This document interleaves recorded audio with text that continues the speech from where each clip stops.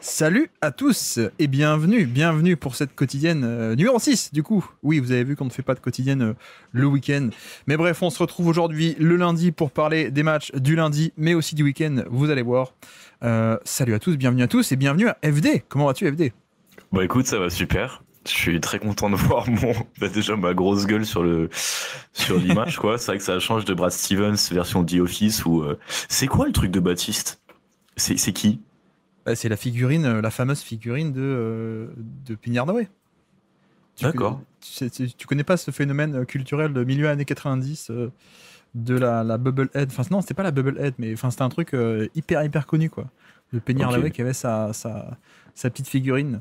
Mais ouais, alors qu'on salue évidemment tout le monde déjà qui est là dans le chat, ça fait plaisir. Abracadabra qui est là, allons-y quoi, Flowboy, Eps, excuse-moi pour le pseudo. Première apparition sur le chat, bienvenue à toi évidemment. Oui, quotidien en live, effectivement. De Beto, Bamzerito, bien sûr, qui est là, Vincert, Titi Carlito. Il y a tout le monde, c'est la famille déjà. Tu sais qu'on a déjà une semaine et déjà plein d'habitués. Ça fait quand même très plaisir, donc bienvenue à tous. Bon, on est sur le lundi spécial FD, on est d'accord. Bah ouais, avec l'hebdo qui est sorti aujourd'hui. Je suis content, on a parlé un peu des Pacers, on a parlé d'équipes un peu nulles comme les Pacers, et puis les Pacers qui finalement ont tapé les Cavs cette nuit, donc j'ai l'impression d'être dans l'actualité, quoi. Pour une fois, normalement j'ai une semaine de retard, et puis là j'ai l'impression d'être un peu, c'est ça, un peu dans le coup, quoi. L'hebdo, oui, on peut écouter évidemment, même si on n'a pas écouté l'hebdo, évidemment. Il n'y a pas de problème. L'hebdo, c'est plus en longueur, c'est plus les news, des sujets. On a parlé de Gershon Yebouzélé, d'ailleurs, si ça vous intéresse, d'aller checker ce passage-là. Il y a le quiz aussi, évidemment. Toujours très rigolo quand c'est FD au niveau, au niveau des quiz. Oh, ça va. Nicolas Vucevic, c'était pas facile. Donc ouais, évidemment, il n'y a pas de souci. Tiens, d'ailleurs, avant de commencer, il faut quand même qu'on... On va pas tarder à commencer parce qu'on a plein de matchs dont on voulait parler aujourd'hui. Ouais. Au niveau de la première semaine de quotidienne, comment est-ce que vous avez trouvé ? Qu'est-ce qu'on a bien fait, mal fait ? Alors soit maintenant, soit plus tard, n'hésitez pas à nous faire des retours aussi parce que parce que c'était la première, donc il y a peut-être des trucs qu'on n'a pas forcément bien fait, qu'on pourrait faire mieux. Qu'est-ce que vous aimez bien aussi ? Moi, j'avoue que moi personnellement, la musique de background, on l'a supprimée dès la première émission. Je pense que c'était un peu trop fort au niveau des balances. Et moi, j'ai beaucoup aimé. J'aime bien le quiz qu'on fait à la fin. J'avoue, je suis très très fan. Est-ce que FD, t'avais déjà fini une quotidienne ? Est-ce que tu savais qu'il y avait un quiz à la fin ou pas ? Ouais, je savais, ouais. Ouais. C'est le Curie, je crois, c'est ça, avec 30 indices. Je crois que alors ça a changé de nom parce que 30 c'était pas assez, donc on est monté à 50. Donc c'est quoi ? Ça s'appelle le J'ai joué avec, voilà. Donc on fera ça en fin d'émission rapidement. Oui, alors ok, Ips, c'est Axel sur Discord, d'accord. Avant de commencer, j'attends des excuses officielles de FD, nous dit Bamzerito, mais pourquoi donc ? Qu'est-ce qui s'est passé ? Je pense que c'est de manière générale, des excuses tout court, je pense, parce que je parle mal d'un des deux frères Martin, une semaine je change, tu vois, je sais jamais qui est qui, et puis je pense que c'est ça. Je t'ai vu, j'ai mis FD l'arbitre sur Twitch là, parce que c'était plus rigolo que François Damien. Oui, t'as raison. C'est pour ça que moi je dis jamais François Damien non plus, parce que. Voilà. Non, mais c'est marrant parce que Azad c'est un pseudo, FD c'est un pseudo aussi. Est-ce que Baptiste c'est un pseudo ? Je ne sais pas. Non, j'ai pas mis une photo avec toi à côté de Wembanyama. Tu vois, j'ai juste mis. Ouais. J'ai juste mis toi en tant qu'arbitre. Ouais, non, mais c'est vrai que Wembanyama, qui est-ce qu'on aurait pu mettre d'autre ? Qu'est-ce que t'as arbitré de très connu ? Je t'ai déjà posé la question, non ? Ouais. Yves Ponce quand il était jeune. Yves Ponce, c'est gros dunker à Tennessee. Dunker fou, ouais, tout à fait. Yves Ponce, Bilal Koulibaly, j'ai croisé aussi. Ouais. Tu as arbitré on peut le dire, tu as arbitré le match de la NBA à Paris, là, c'est ça ? Non. Mais par contre, c'est vrai qu'avec la NGT, mine de rien, je me suis fait un petit Pokédex de mecs qu'on va regarder dans 5 ans, où je pourrais dire, ah bah tiens, ouais, j'en ai fait pas mal, quoi. Je me suis fait un sample assez intéressant, quoi. Tu diras le first pick 2028, en fait, moi je l'avais arbitré quand il avait, c'est quoi, 13-14 ans, c'est quoi l'âge de la NGT, c'est ça, non ? Non, la NGT c'est plus vieux, c'est 18 ans. 17-18 ? Ouais, c'est 17-18, ouais. Bon, comment vous allez dans le chat, dites-nous, on s'est pas vu de tout le week-end. Est-ce que vous avez passé un bon week-end NBA? Et surtout, qu'est-ce que vous avez vu aujourd'hui? Puisqu'on a quand même un bon programme. On va basculer hop pour se faire un peu les matchs de la nuit. Salut tout le monde, nous dit Félimorphis, pardon. Excuse-moi. Re-bienvenue à toi. Toi, tu as vu quoi, FD d'ailleurs? FD, oui, c'est ça, FD, j'allais dire Baptiste. Non, FD. Non, tu as vu moi quoi? c'est FD. Cette nuit ou de manière générale sur le week-end? Ouais, qu'est-ce que tu as vu cette semaine? Enfin, non, pardon, aujourd'hui, pour nous en parler. Aujourd'hui, moi j'ai vu le Pacers Cavs, la fin de l'invincibilité de Cleveland, et le Bucks Knicks, la victoire en 3 quarts et demi des Knicks face aux Bucks, le pauvre André Jackson, et le pauvre AJ Green, et puis le pauvre Giannis Antetokounmpo en fait. Donc voilà, moi c'est les 2 matchs que j'ai vus. J'ai refusé de regarder le Kings Bulls qui m'avait l'air plutôt intéressant mine de rien, mais parce que j'avais déjà vu les Bulls cette semaine et j'avais je pense qu'il faut mettre un peu d'espace entre les très bonnes choses, donc je me suis dit non pas trop, enfin il faut un intervalle quand même, pas voir les Bulls trop. J'ai le son, voilà, je vais le couper comme ça ce sera mieux. Voilà, comme ça on pourra regarder des clips tranquillement. Donc commençons un peu cette soirée. Alors oui, en plus dans les deux je me suis planté. En tout cas, hier, c'était affiché comme ça, mais c'était pas dimanche soir, le fameux Lakers Spurs qui aurait dû être repoussé. Finalement, il va être ce soir, donc on pourra en parler demain. En plus, je crois que demain, c'est Azad, le fameux anti-Wemby. Il va falloir qu'on règle tout ça. Il est un peu trop taquin, un peu trop incisif sans doute. Bref, donc Dallas, Denver, d'habitude, j'aurais regardé, j'avoue. Là, moi, j'ai les absences, ça m'embête un peu, donc j'ai pas du tout checké, alors que sinon ça aurait été le truc automatique. Je crois qu'un peu l'histoire en ce moment, c'est un peu Westbrook. Je sais pas si vous voyez ça, mais Westbrook qui est vraiment en forme. Alors après, qu'est-ce que ça raconte aussi de Jamal Murray ou de Jokic? Qu'est-ce que t'en penses, FD, le fait que Westbrook performe aussi bien? Est-ce que Westbrook c'est pas un peu le prototype du mec à qui Jokic va donner une deuxième carrière, quoi? C'est un petit peu le cliché, et puis je pense qu'on commence à voir un peu à quoi ça peut ressembler. Et puis puis Jamal Murray c'est compliqué, quoi. La dernière impression forte que j'ai de lui, c'est au JO où il a été vraiment horrible. Ouais. Et puis maintenant Russell Westbrook, là, j'ai l'impression que maintenant qu'il a compris un peu comment s'insérer dans le collectif et comment jouer autour de Jokic, ça fonctionne très bien, quoi. Ouais. Il y a un aspect aussi où lui-même, on en a parlé il y a 1 ou 2 semaines, je crois, dans l'hebdo, mais lui-même bouge beaucoup plus sans ballon. On le voit un peu sur les extraits là. C'est une version qu'on n'aurait pas eu. Enfin, il y avait quand même un aspect de il y a quelques années. Il était encore très héliocentrique et voilà, comme les Westbrook, les Harden, tous les mecs comme ça qui aiment pas trop bouger off-ball. Et c'est vrai que ça fait plaisir de le voir bouger off-ball.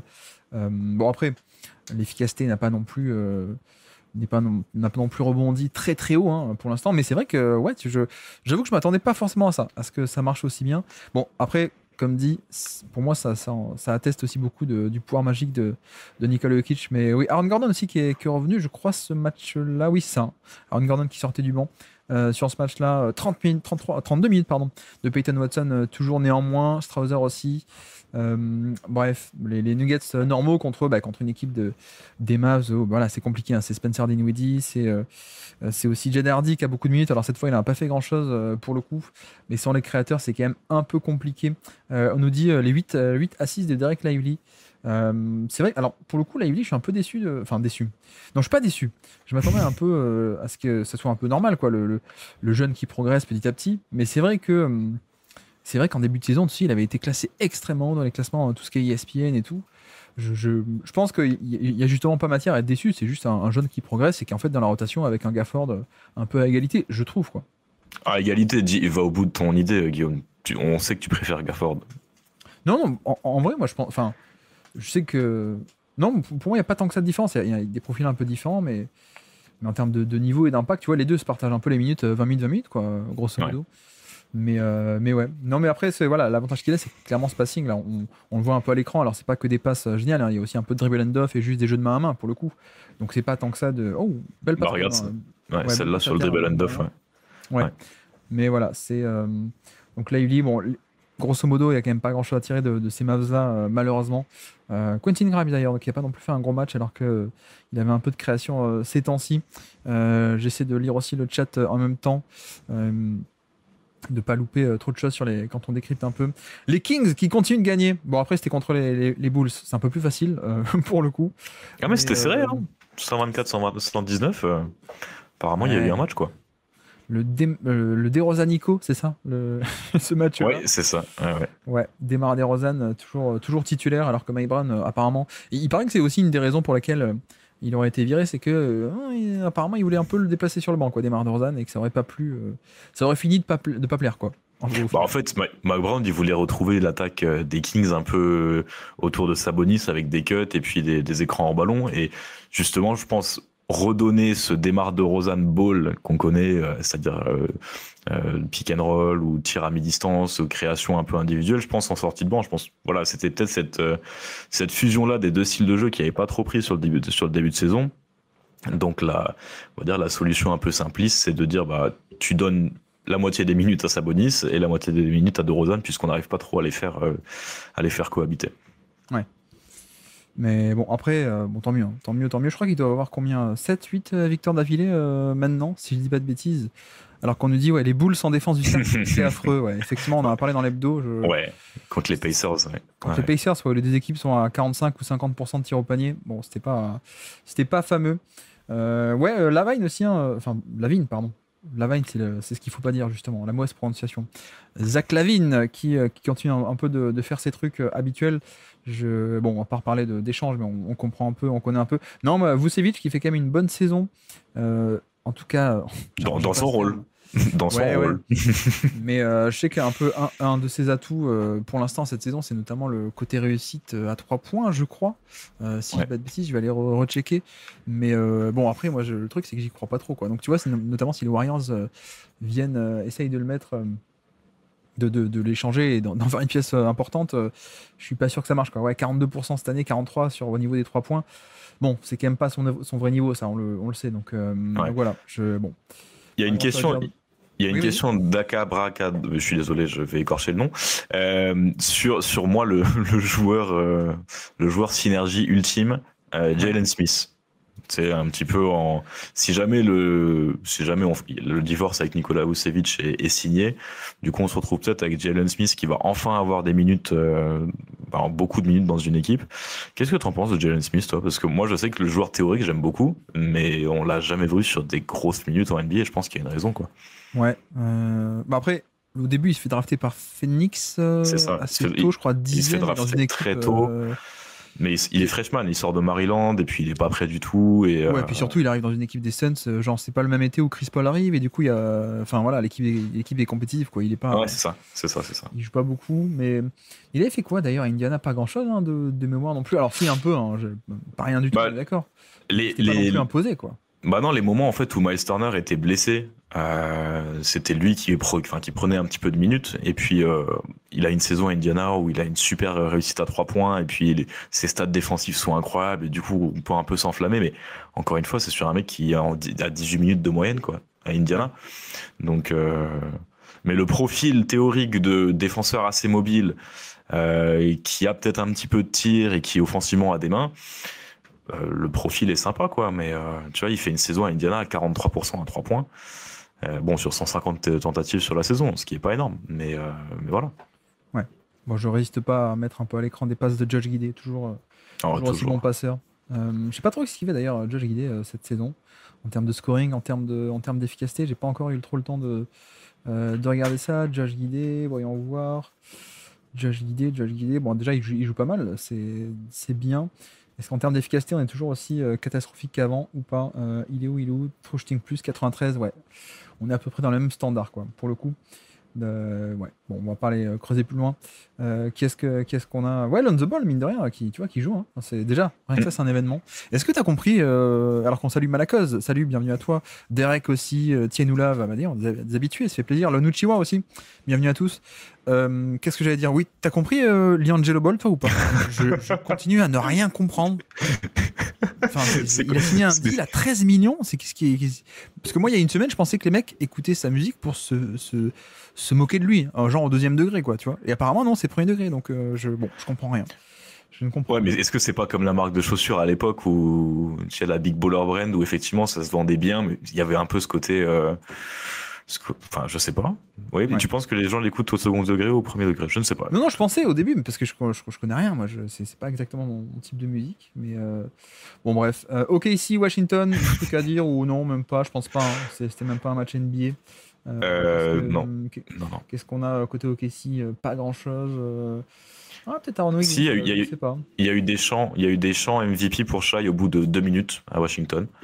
Donc ça me fait plaisir parce que c'est pas que contre les Knicks que l'entièreté de la salle est contre Washington. Jordan Bah, t'as Poole, Jordan Poole qui fait 0 sur 6 à 3 points. Ouais, mais C'est moi, cool. c'est pas le 0 qui me dérange, c'est le 6, quoi.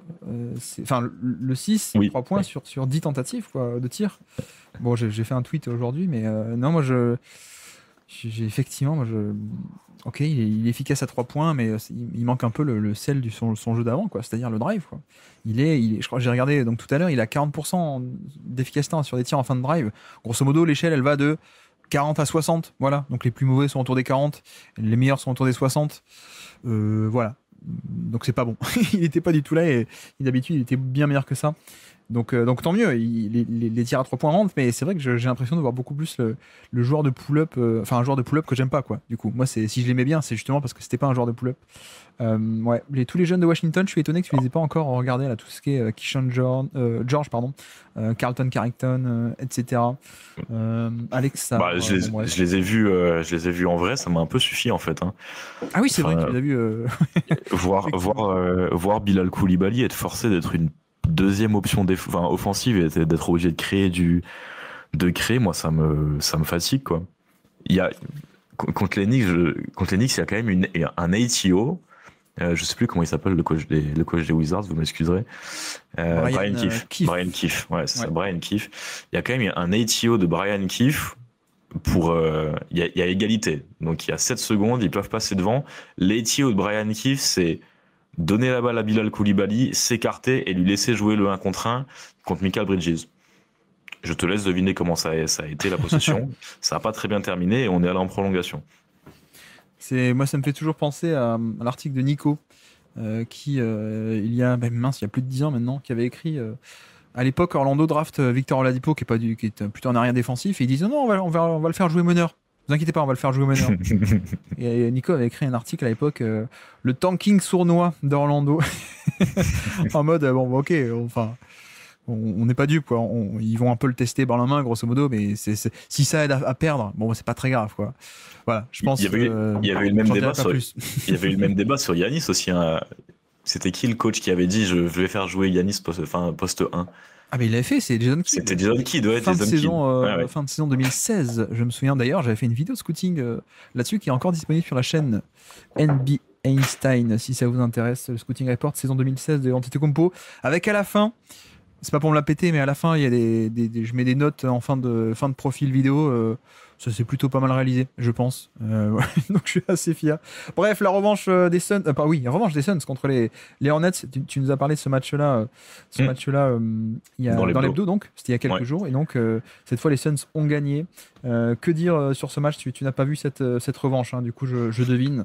Non, ils ont mis leur tir à mi-distance, en fait. Ouais, bah voilà. Donc, du coup, ça Voilà. Non, j'ai vu pas mal passer d'extraits de comment il s'appelle, de Ogodaro, toujours lui, Oso Ogodaro. Ouais. Bah, d'ailleurs qui a joué 30 minutes alors que Mason Plumlee à peine 15. Mais effectivement, ça fait quand même. Alors je peux mettre un peu les paniers, vous allez voir, il y en a que 3, mais il y a quand même beaucoup de verticalité, beaucoup de pop, beaucoup de finition.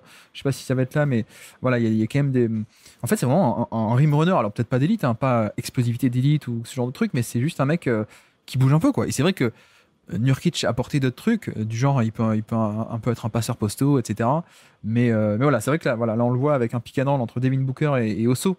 Bah ouais, c'est quand même assez dynamique et ça va au panier assez vite, quoi. Donc c'est vrai que ça peut aider. Tu vois, une équipe de mecs de pull-up comme ça à mi-distance, rajouter un mec qui peut apporter du punch au panier, peut-être que c'est pas mal, quoi, au final. Mais voilà, donc côté Suns, je pense que c'est le coup parfait si tu arrives à ensuite échanger Nurkic, mais bon, ça c'est pas dit, mais voilà, trouver un pivot entre guillemets titulaire payé aussi peu cher, c'est quand même génial. Royce O'Neal aussi qui est revenu il y a pas longtemps, je crois qu'il a mis, c'est là, non, il a mis un tir au buzzer sur ce match-là, ou un tir clutch, je crois. Bref, Bradley Beal qui sort du banc, toujours, ok, ça on connaît. Mark Williams aussi, ça fait quand même plaisir de voir que Mark Williams joue pas mal. 29 minutes de jeu pour Mark Williams sur ce match-là. 9 sur 12 au niveau du tir, donc voilà. Mais je crois que c'est le passing aussi qui intrigue quelques personnes récemment avec Mark Williams. J'avoue que moi qui avais scouté Paolo Banchero, Williams c'était un peu le pivot à côté. J'aimais beaucoup Mark Williams à Duke, moi. Alors, j'aimais bien, mais j'aimais pas autant que tout le monde. Après, c'était pas du scouting, voilà, j'avais scouté Banchero, donc je regardais un peu, je l'ai vu du coin de l'œil, quoi, grosso modo. Mais tu vois, j'avais pas autant de souvenirs de passing intéressant, mais il y a quand même quelques séquences pas mal. Alors il y a des dribble and off où il fait pas grand chose à part voilà, donner la balle, comme là on voit un peu à l'écran, mais t'as des passes à terre, t'as des trucs comme ça, donc à suivre. Je pense que ça pourrait être intéressant. Après, voilà, question de blessure aussi. Déçu de ne pas voir plus de Tidjane, même s'il revient de blessure. Ouais, effectivement, surtout que. Alors, moi, pour le coup, je connaissais pas du tout Tidjane Salin, mais Hugues, qui était venu nous en parler cet été, Hugues de Envergure, qui connaît bien les prospects, etc., m'avait dit quand même pas mal de très bonnes choses. Donc, je suis assez intéressé de suivre ce que va faire Tidjane Salin, mais qui, effectivement, là, 6 minutes sur ce match-là. Il a un peu le problème de l'inefficacité du rookie, quoi. Ouais, c'est un shooter qui pour l'instant joue peu et met pas ses tirs, donc voilà, c'est pas. Ouais, mais par contre défensivement c'est déjà très sympa. Ouais. Mais offensivement un peu du mal à trouver son rôle. Et puis on préfère faire jouer Cody Martin, quoi. Allez, Bamzerito, c'est pour toi. Non, lui c'est Caleb Martin qui l'aime bien. Ouais, je sais, mais il y a pas un deal avec les frères, un des deux, quoi. C'est un package. D'ailleurs, je m'excuse, on dit bienvenue et salut à Dame Zhao, Eric Spochtron, que des gens qu'on connaît, Choum qui est aussi par là, Yolan Mang, pardon. Bref, salut à tous et bienvenue pour ceux qui arrivent. Le Jazz qui bat Brooklyn dans ce qui est un match de D-League, je crois qu'on peut le dire pour le coup. Enfin, un match de D-League avec quand même un ancien All-NBA qui s'appelle Ben Simmons. D'ailleurs, qui a fait un bon match apparemment, d'après ce que je vois. Ouais, c'est... Ouais. 9 passes décisives. Bah vas-y, mais c'est passes décisives, j'ai envie de voir à quoi ça ressemble. Le Ben Simmons de 2025. Le mettre si tu veux. Non, moi ce qui m'intéresse côté Utah, c'est Mika Potter. J'ai déjà dit, mais j'aimerais bien qu'il soit transféré aux Spurs pour jouer à côté de Blake Wesley. Voire même faire sortir la retraite Danny Granger, ça pourrait être pas mal. Ouais. Tu vois le trio. J'ai déjà fait la vanne en plus, excusez-moi. Cody Williams d'ailleurs, le frère de Jalen, j'ai pas trop suivi encore cette saison. Je vois qu'il avait beaucoup joué, mais pas trop scoré. Mais ouais, je voulais m'intéresser à Isaiah Collier. Isaiah Collier qui fait un bon match. Ouais. Non, mais je voulais parler d'Isaiah Collier justement, qui fait un peu son match breakout, quoi. Bah alors, attends, je bascule sur les vidéos de Isaiah Collier. Ouais, qui était, si je dis pas de bêtises, oh là là, alors que déjà on met une vidéo et il y a Walker Kessler qui sort c'est Kessler ou c'est Filipowski, je sais plus. Bref, méga contre à l'image. Mais non, Collier qui était un prospect très attendu pour le coup. Ouais, énorme recrue. Même numéro 1 d'un classement lycéen, je sais plus si c'est ESPN ou Rivals ou je sais plus qui. Mais ouais.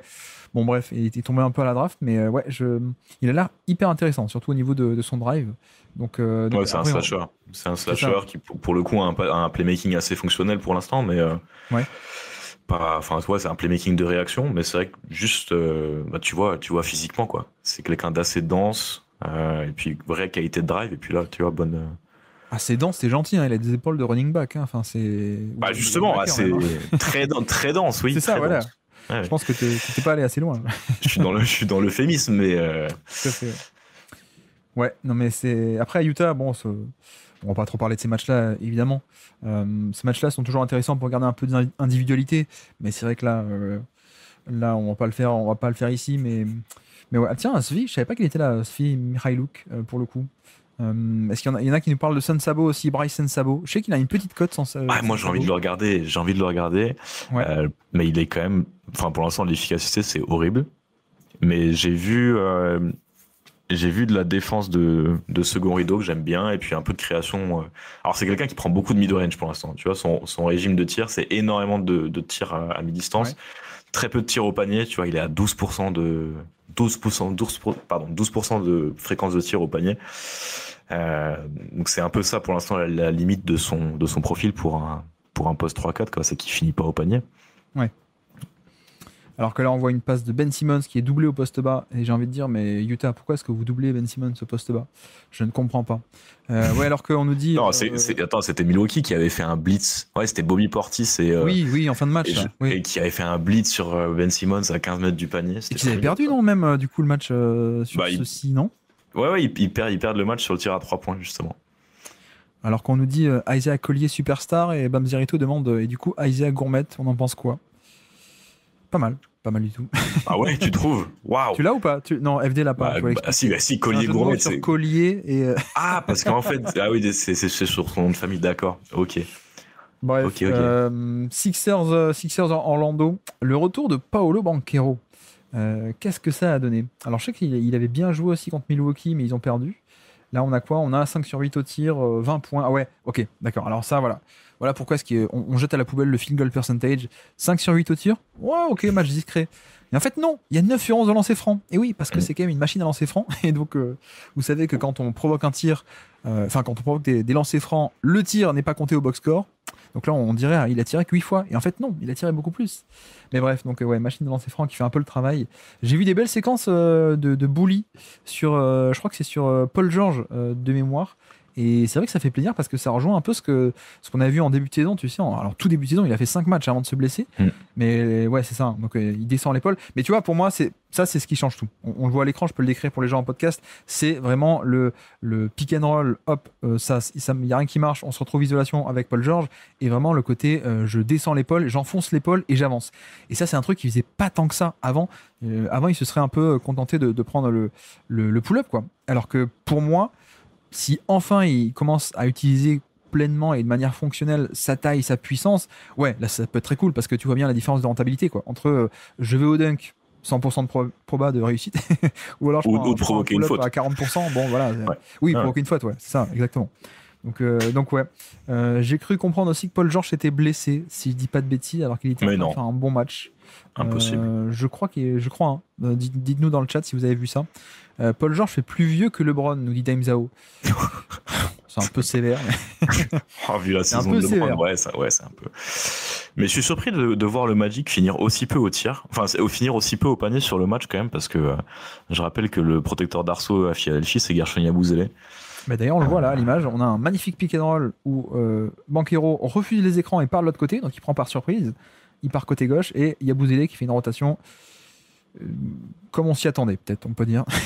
Pour le coup. Non, mais ça me fait plaisir de voir un Banchero driver, pour le coup, parce que pour moi, c'est un peu le point clé, c'est est-ce que tu arrives à aller au panier, quoi, et pas juste prendre ses pull-ups, quoi. On sait que, bon, il aime bien les pull-ups, mais voilà. Donc ça fait quand même du bien, un petit retour de quelqu'un qui peut mettre des paniers. Tiens, d'ailleurs, toujours Karl Anthony, 11 sur 17 FD au niveau du tir. Tu l'as critiqué dans l'hebdo, et pourtant il est là. Il est là au niveau des points, 27 points pour Karl Anthony. Ouais, sur un gros volume, mais 11 sur 17 en plus, c'est efficace. Bravo, Karl Anthony. Il est en train de passer au révélateur pour la 4e fois de sa carrière, quand même, Karl Anthony, j'ai l'impression, avec l'absence de Franz Wagner. Et je crois que c'est la seule fois où ça fonctionne. Donc c'est cool. Je regarde tellement pas les box scores que Guillaume, tu viens de me faire découvrir la fonction de clic dans les box scores pour accéder à la vidéo de l'action. Et oui, c'est. Ah, mais attends, mais là, tu viens de révolutionner la vie post de Hilo qui est retombée, enfin, qui n'existe plus. À l'époque, c'était comme ça qu'on chopait les vidéos, quoi, quand de Hilo et puis l'autre shot create. C'est quand même 5-6 ans qu'on a ça maintenant, les vidéos de box score, ouais. Mais maintenant, c'est facile à télécharger. Maintenant, on peut faire un clic droit et télécharger, c'est facile. Avant, c'était un peu plus compliqué. Je me souviens qu'il y a 5-6 ans, j'étais obligé de télécharger des flashs d'extension comme ça. Là. Bah, j'en ai encore une sur mon Google Chrome. Hein. Horrible. Ouais. Le truc qui fonctionne une fois sur 15. Vidéo Download Helper. Voilà. Mais qui du coup sert plus à rien maintenant qu'on a cette magnifique fonctionnalité, le clic droit enregistré sous. Bon, pour ceux qui critiquent Paul George, on voit à l'image des drives où il va jusqu'au panier, il va au dunk. Bon, ça a l'air pas mal quand même. Wow. On va se calmer, Dame Zhao, pour le coup. LeBron aussi, il va encore au dunk. T'as vu le dunk main gauche là? Oh là, magnifique. C'est sur qui? Sur Lively, non, que ça a beaucoup tourné. Ouais, je crois. Ouais. Alors qu'on salue Lost in Transition NBA. Et là, salut Camille. Bienvenue. Je crois que c'est la première fois que t'es sur la quotidienne. Installe-toi bien. Bref, et donc les autres matchs, on en a beaucoup dont on va parler. Par lequel tu veux commencer? On avait aussi donc Milwaukee Knicks, 140-106 pour les Knicks. que je n'ai pas regardé parce que je t'en parlais un peu. Est-ce qu'on peut le voir là, je ne sais pas, non, c'est pas là, Game Charts, Play-by-Play, je sais plus. Enfin bref, j'ai vu qu'il y avait plus de 20 points d'écart dans le troisième quart-temps. Mais qu'est-ce que tu peux nous raconter sur ce match? Mais il y avait de l'écart, mais finalement tout le monde est resté sur le terrain, donc ça a duré vraiment ça a duré 3 quarts-temps. Et puis après ils ont commencé un petit peu à faire tourner l'effectif. André Jackson, le pauvre André Jackson, à chaque fois qu'on le regarde, et j'ai l'impression qu'à chaque fois qu'on en parle, c'est quand ça se passe pas très bien pour lui. On avait fait son baptême de un de ses premiers matchs NBA où il s'était fait martyriser par Luka Doncic sur pick and roll. Jalen Brunson, c'était un peu la même chose, hein. C'est vrai qu'on parle souvent ensemble d'André Jackson. Ouais, mais je crois que c'était un match à Boston, on en avait parlé l'an dernier, un match à Boston où il se fait beaucoup avoir. Et je crois que donc Brunson a mis 44 points et on voit sur les images qu'en effet il est défendu par André Jackson. C'est le match de Noël, non, de l'an dernier aussi, où il se fait un peu ouvrir par Brunson. Ouais, c'est ça. Donc il s'est fait ouvrir par Brunson, par Doncic, et puis là de nouveau Brunson. Tu vois, dans la navigation des écrans, et puis il se fait battre au point d'attaque beaucoup. Ce qui a forcé à un moment les Bucks du coup à faire du blitz sur pick and roll. Sauf que ces Knicks-là, avec Josh Hart, qui était dans un très grand match en termes d'activité off-ball, c'était très compliqué pour les Bucks défensivement.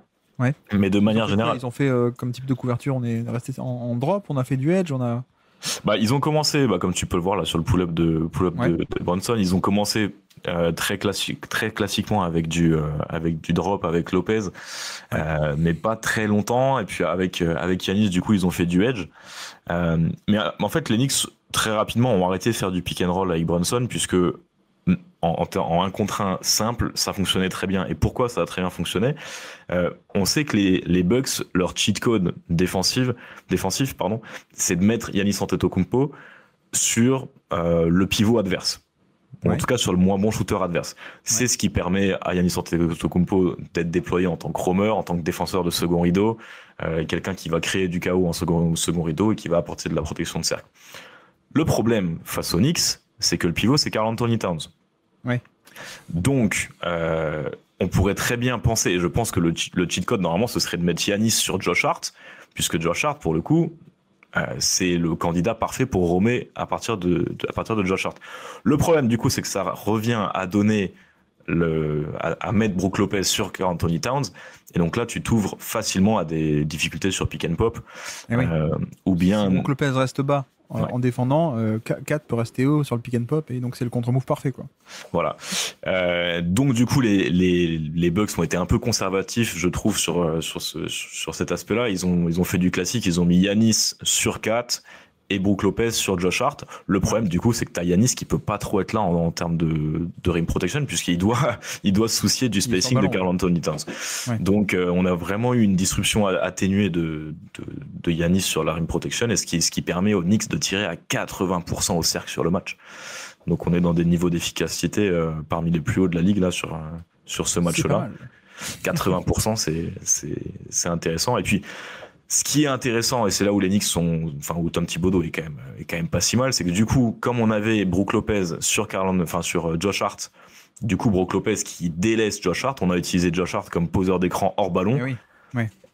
Et tu vois, si tu vas sur le premier tir à 3 points de Karl Anthony Towns sur le match, c'est exactement ça. C'est Josh Hart qui va poser un flare screen sur Brook Lopez.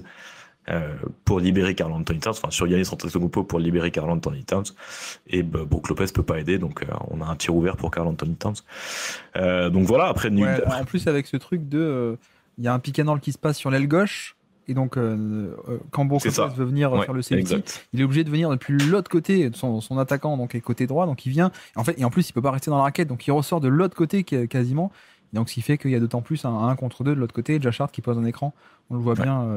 Je le décris aussi pour ceux qui sont en podcast. Je fais des efforts, excusez-moi pour parfois on le fait pas assez. Mais voilà, c'est effectivement, il y a ce côté classique où on essaie de mettre le roamer, un mec sur un non-shooter, mais sauf qu'il y a des contre-moves qui existent, quoi. D'ailleurs, on va en parler tout à l'heure contre OKC. Et puis après, du côté Milwaukee attaque, défense New York, rien de bien notable, hein. On a eu un match assez complet de Giannis Antetokounmpo, avec des Knicks qui ont été pour le coup assez peu inventifs défensivement. Ils ont eu tendance à laisser OG Anunoby encaisser des paniers au poste bas, c'était pas grave. Ils étaient un peu en mode, si Yanis nous met des paniers au poste bas, c'est pas grave. On préfère ça plutôt que de trop s'exposer à 3 points. Rester en 1 contre 1, tu veux dire, plutôt que déclencher des aides. Ouais, plutôt que déclencher énormément d'aides. Ouais. Et on a eu par contre un match sympa du duo sur pick and roll, Lillard Antetokounmpo, puisque je pense que c'était un des aspects importants du scouting report de Doc Rivers, c'était ciblons Karl Anthony Towns ou ciblons Josh Hart sur la défense de pick. Et donc on a eu beaucoup de ces Lillard, Giannis Antetokounmpo pick and roll, comme tu peux le voir là sur. Oui, exactement. On le voit à l'écran. Attends, je vais faire pause. Non, ok. Je voulais regarder un peu au niveau de la pose d'écran. En l'occurrence, il glisse l'écran. Donc, bon, il a même pas essayé de le poser l'écran. Mais voilà, bon, c'est pas. Tu vois, c'est juste que quand on glisse l'écran, c'est une tactique. Hein, donc regarde le alley-oop par exemple. Tu vois, là, c'est Precious Achiuwa qu'on va cibler sur le drop. Ouais. Et on a une super réception de Giannis Antetokounmpo sur le alley-oop. Oui, alors qu'on nous dit aussi Yola Mang qui nous dit AJ Green sur Brunson sur de longues séquences. Je vous laisse deviner le résultat. Ouais, c'est ce qu'on a vu en vidéo tout à l'heure, c'est que au début il y a André Jackson qui n'arrive pas à le stopper, mais ensuite on a vu aussi AJ Green qui est sur ses pick and roll et parfois même j'ai vu là sur les highlights, parfois même il refuse l'écran et il attaque un peu en mode isolation quoi, en 1 contre 1 AJ Green et il y a un côté voilà. AJ Green est pas mal pour son rôle défensivement, mais Brunson c'est autre chose quoi. Il attaque côté gauche. En fait, souvent, ce que fait Brunson, il le fait très bien, c'est qu'il se met du côté gauche avec un écran entrant, du coup, vers le milieu du terrain, donc vers sa main droite. Et il a cette capacité à rejeter l'écran, mettre le défenseur sur sa hanche, et puis après, il a tout son arsenal où il peut jouer avec les 2 pieds, où il peut sauter sur le premier pas, où il peut faire son flotteur main gauche, où ça fonctionne très bien, quoi.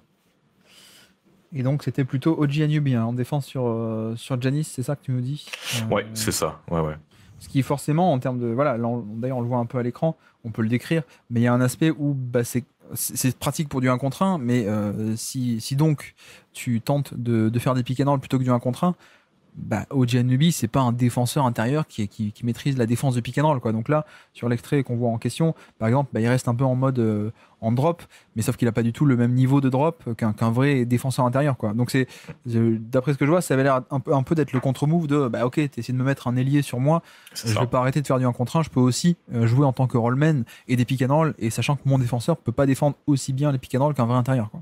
Ouais. Si tu peux me permettre un petit moment arbitrage. Vas-y. Il y a un panier. Dans l'oreillette, il n'y a plus le temps. Il y a un panier de Giannis au poste bas avec un super jeu d'appui où on dirait qu'il a marché, mais c'est totalement légal avec les règles NBA. Alors, il me semble que c'est de l'autre côté. Donc, c'est en deuxième. C'est quoi que t'appelles les règles NBA ? Les règles un peu de facto, ce qu'on accepette ou Non, pour le coup, très légal avec le gather step, quoi. Mais d'accord. Je sais pas si tu vas réussir à le trouver. Je vais essayer. On va voir. Aussi. C'est sur Giannis. Attends, je sais pas. Il fait plein de petits pas. Non, parce qu'il y a je sais pas. C'est sur un spin move au poste bas. Mais c'est pas grave si on ne le trouve pas. On l'a pas. Mais ouais, ok. Non, mais après, là-dessus, même au niveau des pieds de pivot, c'est vrai que t'es arbitre, je peux t'en parler, mais moi, je me souviens que, alors pas cette année, mais l'an dernier, et les années d'avant aussi, mais dans mon disque dur, quand je regardais des matchs, je sauvegardais le coup du pied de pivot, mais que tu soulèves. Et que du coup c'est plus facile ensuite de tourner autour quoi, tu vois, c'est un aspect de par exemple tu plantes le pied gauche, tu tournes autour, donc le pied droit qui se balade, tu tournes et discrètement en fait tu soulèves un tout petit peu le pied gauche et tu le replaces, et d'un coup en fait pour le fait de le replacer t'arrives mieux à pivoter encore plus facilement quoi. C'est son 3e tir au panier, c'est le 3e tir qu'il met du match, c'est le driving dunk shot.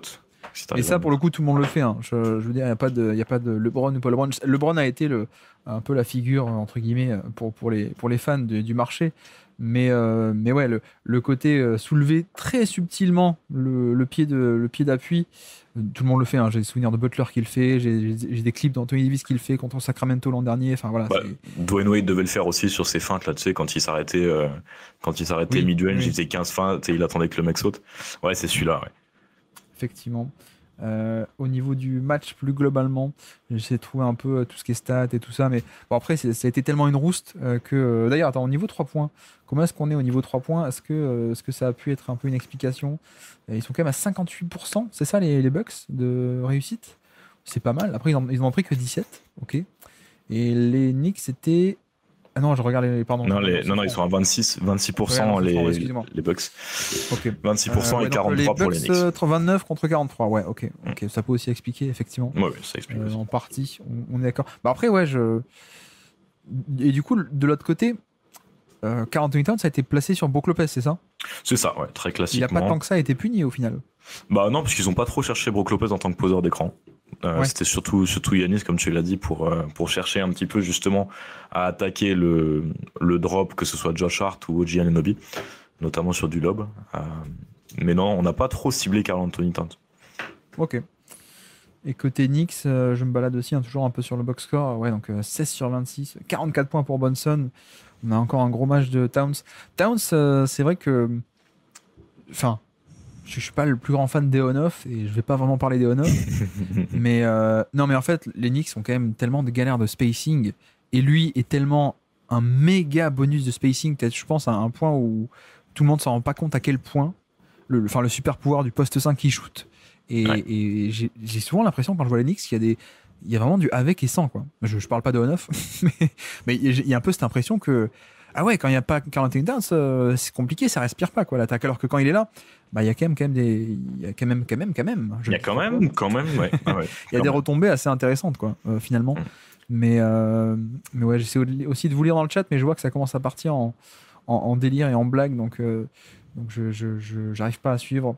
D'autres remarques sur ce match, FD? Je te laisse conclure, bon. Ou non? On est bon. On est bon. Bon, effectivement, quand tu as une défense de drop, tu étais, fut un temps, tu sais, du temps de Mike Budenholzer, tu étais une défense qui était élite, voire même la meilleure de NBA, et que tu autorises New York à aller quasiment la moitié du temps au panier, 40% de tirs pris au panier, plus on va rajouter plein de lancers francs, et que sur tous ces tirs, New York shoot à 80% au panier, et oui, en plus 43% à 3 points, bon ben voilà, qu'est-ce que tu veux faire? Qu'est-ce que tu veux faire, quoi? C'est, ouais. Je sais pas quoi dire. Non, mais ça me choque un peu cet aspect-là, quoi, parce que il y a quand même toujours Giannis, il y a quand même toujours Brook Lopez et le panier prend l'eau, quoi. C'est un peu inquiétant, quoi. Ah, mais c'est parce que la défense de premier rideau aussi elle était déjà en déclin sur les 2 dernières années. Là, on a quand même, au point d'attaque, on arrive quand même à des niveaux de nullité assez forts, quand même. Parce que Pat Connaughton est plus trop à ce niveau-là. Chris Middleton a vraiment plus ses jambes défensivement. Pour le coup, il fait un match sympa. Chris Middleton, mid-range. J'avais l'impression de voir Sean Livingston 2016. Mais tu vois, ouais, AJ Green, c'était un peu compliqué sur le match. Damian Lillard, c'est pas son point fort. Ouais. Et puis André Jackson, ça devrait être son point fort, mais ça l'a pas été sur ce match, quoi. Donc très très compliqué quand t'as un premier rideau aussi faible. Alors pour le coup, Jackson, vu qu'il souffre face à Brunson parce qu'il y a un aspect aussi de puissance. Lui, il est très très mobile, navigateur d'écran et tout. Ouais. Mais d'ailleurs, un peu comme McDaniels, on en a parlé dans l'hebdo. On en a parlé hier. Mais il y a un côté Brunson, non seulement il est costaud, mais en plus il est petit. Donc en termes de centre de gravité, il a le leverage, quoi. Il part de plus bas, il a un peu l'avantage. Et c'est vrai que ce match-up face à lui, il s'en sort très bien. Mais voilà, il faut quand même dire qu'on a dit de très très belles choses. On a fait les louanges aussi de André Jackson. Son match défensif également face à OKC en finale de la Coupe de la Ligue, sponsorisé par Pitch. Mais voilà, non, mais ça dépend aussi des profils, quoi. Tu vois, SGA va pas être un mec qui va t'attaquer forcément en termes de puissance, de bully et de rentre dedans. Et il s'en était quand même très très bien tiré, mais il n'y a pas que la défense on-ball, hein, il y a aussi pas mal off-ball. D'ailleurs, commentaire de Yolamang qui nous dit la défense on-ball nullissime par rapport au box. Ouais, et je rajoute aussi, au-delà du premier rideau on-ball, moi je rajoute encore et toujours la défense off-ball et les rotations, quoi. Pour moi, c'est ça qui fait plus de mal, enfin au moins tout autant de mal aux Bucks que la défense on-ball, quoi. C'est aussi le fait que ok, Lillard il se fait passer alors que Jrue Holiday il se faisait pas passer, mais il y a aussi le fait que Jrue Holiday en fait off-ball, il compensait quand même plein de brèches, quoi. Et quand t'as Lillard, quand t'as Middleton qui revient de blessure mais qui bouge plus, voilà, c'est un peu compliqué. Jackson a pris 3 fautes dans le premier, ouais, c'est pour ça. Jackson prend des fautes, c'est pour ça qu'ensuite on voit AJ Green, je suppose. Gros coup de cœur sur Kevin Harlan. Pourquoi? Qu'est-ce qu'il a fait? Il parle de commentateur, il parle de Mike Breen. Oui, mais non, mais il est pas mort. Rassurez-moi, Kevin Harlan, ça va. Tout va bien. Il va bien. Du coup, ok. Voilà pour ce match. Oui, non. Tant qu'à faire, en regardant un peu. Milwaukee est un peu une équipe banale. Hein. J'en ai profité pour aller voir les stats. Mais non, mais on est à 0 de net rating. Donc littéralement, alors 0,7. Hein. on a un net rating différentiel attaque-défense qui est littéralement nul. Alors, enfin nul, qui est au niveau 0, donc il n'est pas négatif, mais on est dans la moyenne, quoi, 13e de NBA. En termes d'attaque, enfin 13e différentiel attaque-défense, 13e en attaque et 14e en défense. Où sont les Bucks? Voilà, où sont les Bucks? je sais pas. Parce qu'encore, tu vois, l'an dernier, on peut dire ce qu'on veut, mais Adrian Griffin, il y avait une première partie de saison qui était décevante par rapport au standard de Bud, mais en fait, offensivement, ça carburait, quoi. Et c'est vrai que Doc Rivers arrive et c'est quand même, ça devient beaucoup plus mythe, quoi, pour le coup. Donc ouais, on fera le point sans doute avec les Bucks. C'est peut-être aussi juste un match où ils sont passés à côté, mais ouais, je sais toujours pas quoi en penser. Tu sais, on a une question dans l'hebdo comme ça, il y a pas des joueurs, vous savez pas quoi en penser. Les Bucks, je sais pas quoi en penser. Cette saison, je sais pas. Bref, tu as vu aussi le match le plus anti-paroxytique de cette saison. Ça, c'est combien au Scrabble, ça, anti-paroxytique? C'est pas mal. Non, parce qu'à chaque fois, moi j'aime bien le terme anti-climactique en anglais, mais tu peux pas dire anti-climatique en français, quoi. C'est un faux ami, enfin, c'est juste pas correct. Ouais, ça fait un peu, ça fait un peu le mec qui croit pas au réchauffement climatique en plus. Anti-climatique. C'est un peu ça, ouais. Exactement. Bon bref, donc les Cavs qui ont perdu alors qu'ils étaient dans une série de victoires. On attendait la revanche en fait jeudi soir. On s'attendait à ce que OKC chez eux mette enfin et se venge. Donc fasse perdre les Cavs, grosso modo. Vous avez compris. Et donc non, ce sont les Pacers qui confirment eux-mêmes leur bonne forme du moment avec un Liberton qui est plutôt pas mal. Tu nous as parlé des Pacers aussi dans l'hebdo cette semaine. Et donc les Cavs 93-108 pour les Pacers. Qu'est-ce qui s'est passé sur ce match-là alors? Dis-nous tout, VLD. En fait, première mi-temps, rien de très notable. On a un comment il s'appelle, le petit qui est moins bon que Kobe White? Garland. Ah oui, merci. Darius Garland et Donovan Mitchell qui sont. On précise, c'est une private joke parce que FD l'an dernier disait finalement. Il y a 2 ans. Non, c'est l'an dernier. Non, arrête. Ah ouais. Oh merde. Non, mais l'an dernier, il était moins bon Garland et que Kobe White a explosé. Voilà. Je mets le contexte pour des gens qui n'auraient pas le contexte. Ok. Voilà, super. La take a très bien vieilli en plus. Les deux sont super agressifs sur le drive et puis ils font des super passes, des super skip passes, mais ils sont pas super agressifs au scoring. Mais par contre, c'est notre ami Evan Mobley qui commence ce match super agressif en termes de scoring, en termes de drive. Ouais. Notamment, alors il le fait bien face à Pascal Siakam, mais il le fait encore mieux face à notre ami Thomas Bryant, qui est repassé du côté banc, c'est le backup 5 maintenant que Miles Turner est de retour. Ouais. Mais tu vois, les trois premières possessions défensives de Thomas Bryant, il se fait taffer en 1 contre 1 par Evan Mobley. Oui, magnifique le petit dribble de Donovan Mitchell là, ouais. Incroyable, mais bonne rim protection derrière. Le deuxième, c'est Caris LeVert qui va le cibler sur un pick and roll et Thomas Bryant se retrouve, enfin Caris LeVert rejette le pick and roll, donc Thomas Bryant se retrouve du mauvais côté, ouais. Donc et pas du tout là sur le drop, et donc il y a une très bonne passe de Caris LeVert pour George Niang. Et puis troisième possession, c'est Mobley qui le cible en prenant un pick and roll inversé. Je sais plus qui vient le poser, mais voilà, c'est Mobley qui prend l'écran et qui va provoquer une faute. Donc, mais déjà dire possession défensive de Thomas Bryant. Alors possession, c'est un oxymore, quoi. Ouais, possession où les Cavs ont le ballon et Thomas Bryant est dans l'équipe adverse. Ah, déjà c'est un peu mieux. Ouais. Voilà, on est plutôt là-dessus. Il y a une action, si tu veux la mettre, c'est l'action de Max Strus par essence. Vraiment, c'est du régal. Il prend un rebond def. Max Strus. Ouais, okay. mais tu verras pourquoi. Il prend un rebond def. Et il enchaîne 2 slips pick and roll. Tu vois, il en prend d'abord un avec la balle, puis ensuite il fait la passe dans l'aile et il est en mouvement perpétuel et puis il se retrouve avec un tir à 3 points ouvert. C'est son premier tir à 3 points. C'est presque plus qu'un écran glissé, c'est un écran fantôme. C'est-à-dire qu'il y a. C'est ça, ouais, c'est un ghost. Il va glisser l'écran, c'est juste une course croisée, quoi. Il fait semblant d'aller poser un écran, mais juste il continue course croisée. Ouais. Il file dans le corner, ouais. Et puis c'est super joli pour le côté Max Strus, c'est super joli pour le côté Obi Toppin et Pascal Siakam qui doivent switcher le premier pick and roll. Ils doivent switcher parce que Siakam et Toppin. Bon, après le problème c'est que comme c'est un ghost, c'est compliqué. Enfin comme du coup c'est plutôt un slip là pour le coup. Mais du coup il y a 2 choix défensifs douteux des Pacers sur cette action et on finit par par un peu la trademark des Cavs offensifs, c'est-à-dire ça bouge beaucoup, beaucoup d'écrans comme ça ghostés.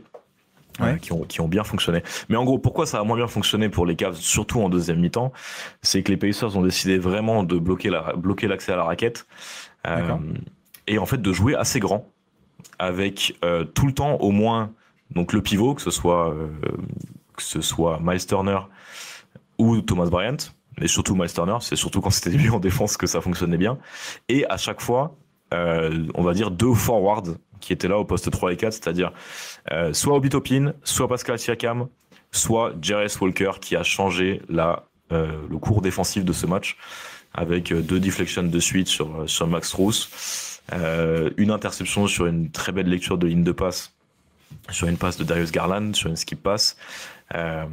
Vraiment Jarace Walker, le sophomore dont on a un peu parlé dans l'hebdo, qui fait un super match défensif et puis qui fait un peu ce qu'on a dit dans l'hebdo, c'est-à-dire il fait un peu de tout en attaque. Il a une action où il est opérateur, il est porteur de balle sur un pick and roll et il arrive à trouver Thomas Bryant sur une pocket pass. Il a une action où il coupe en backdoor. Il met 2 ou 3 tirs à 3 points sur le match.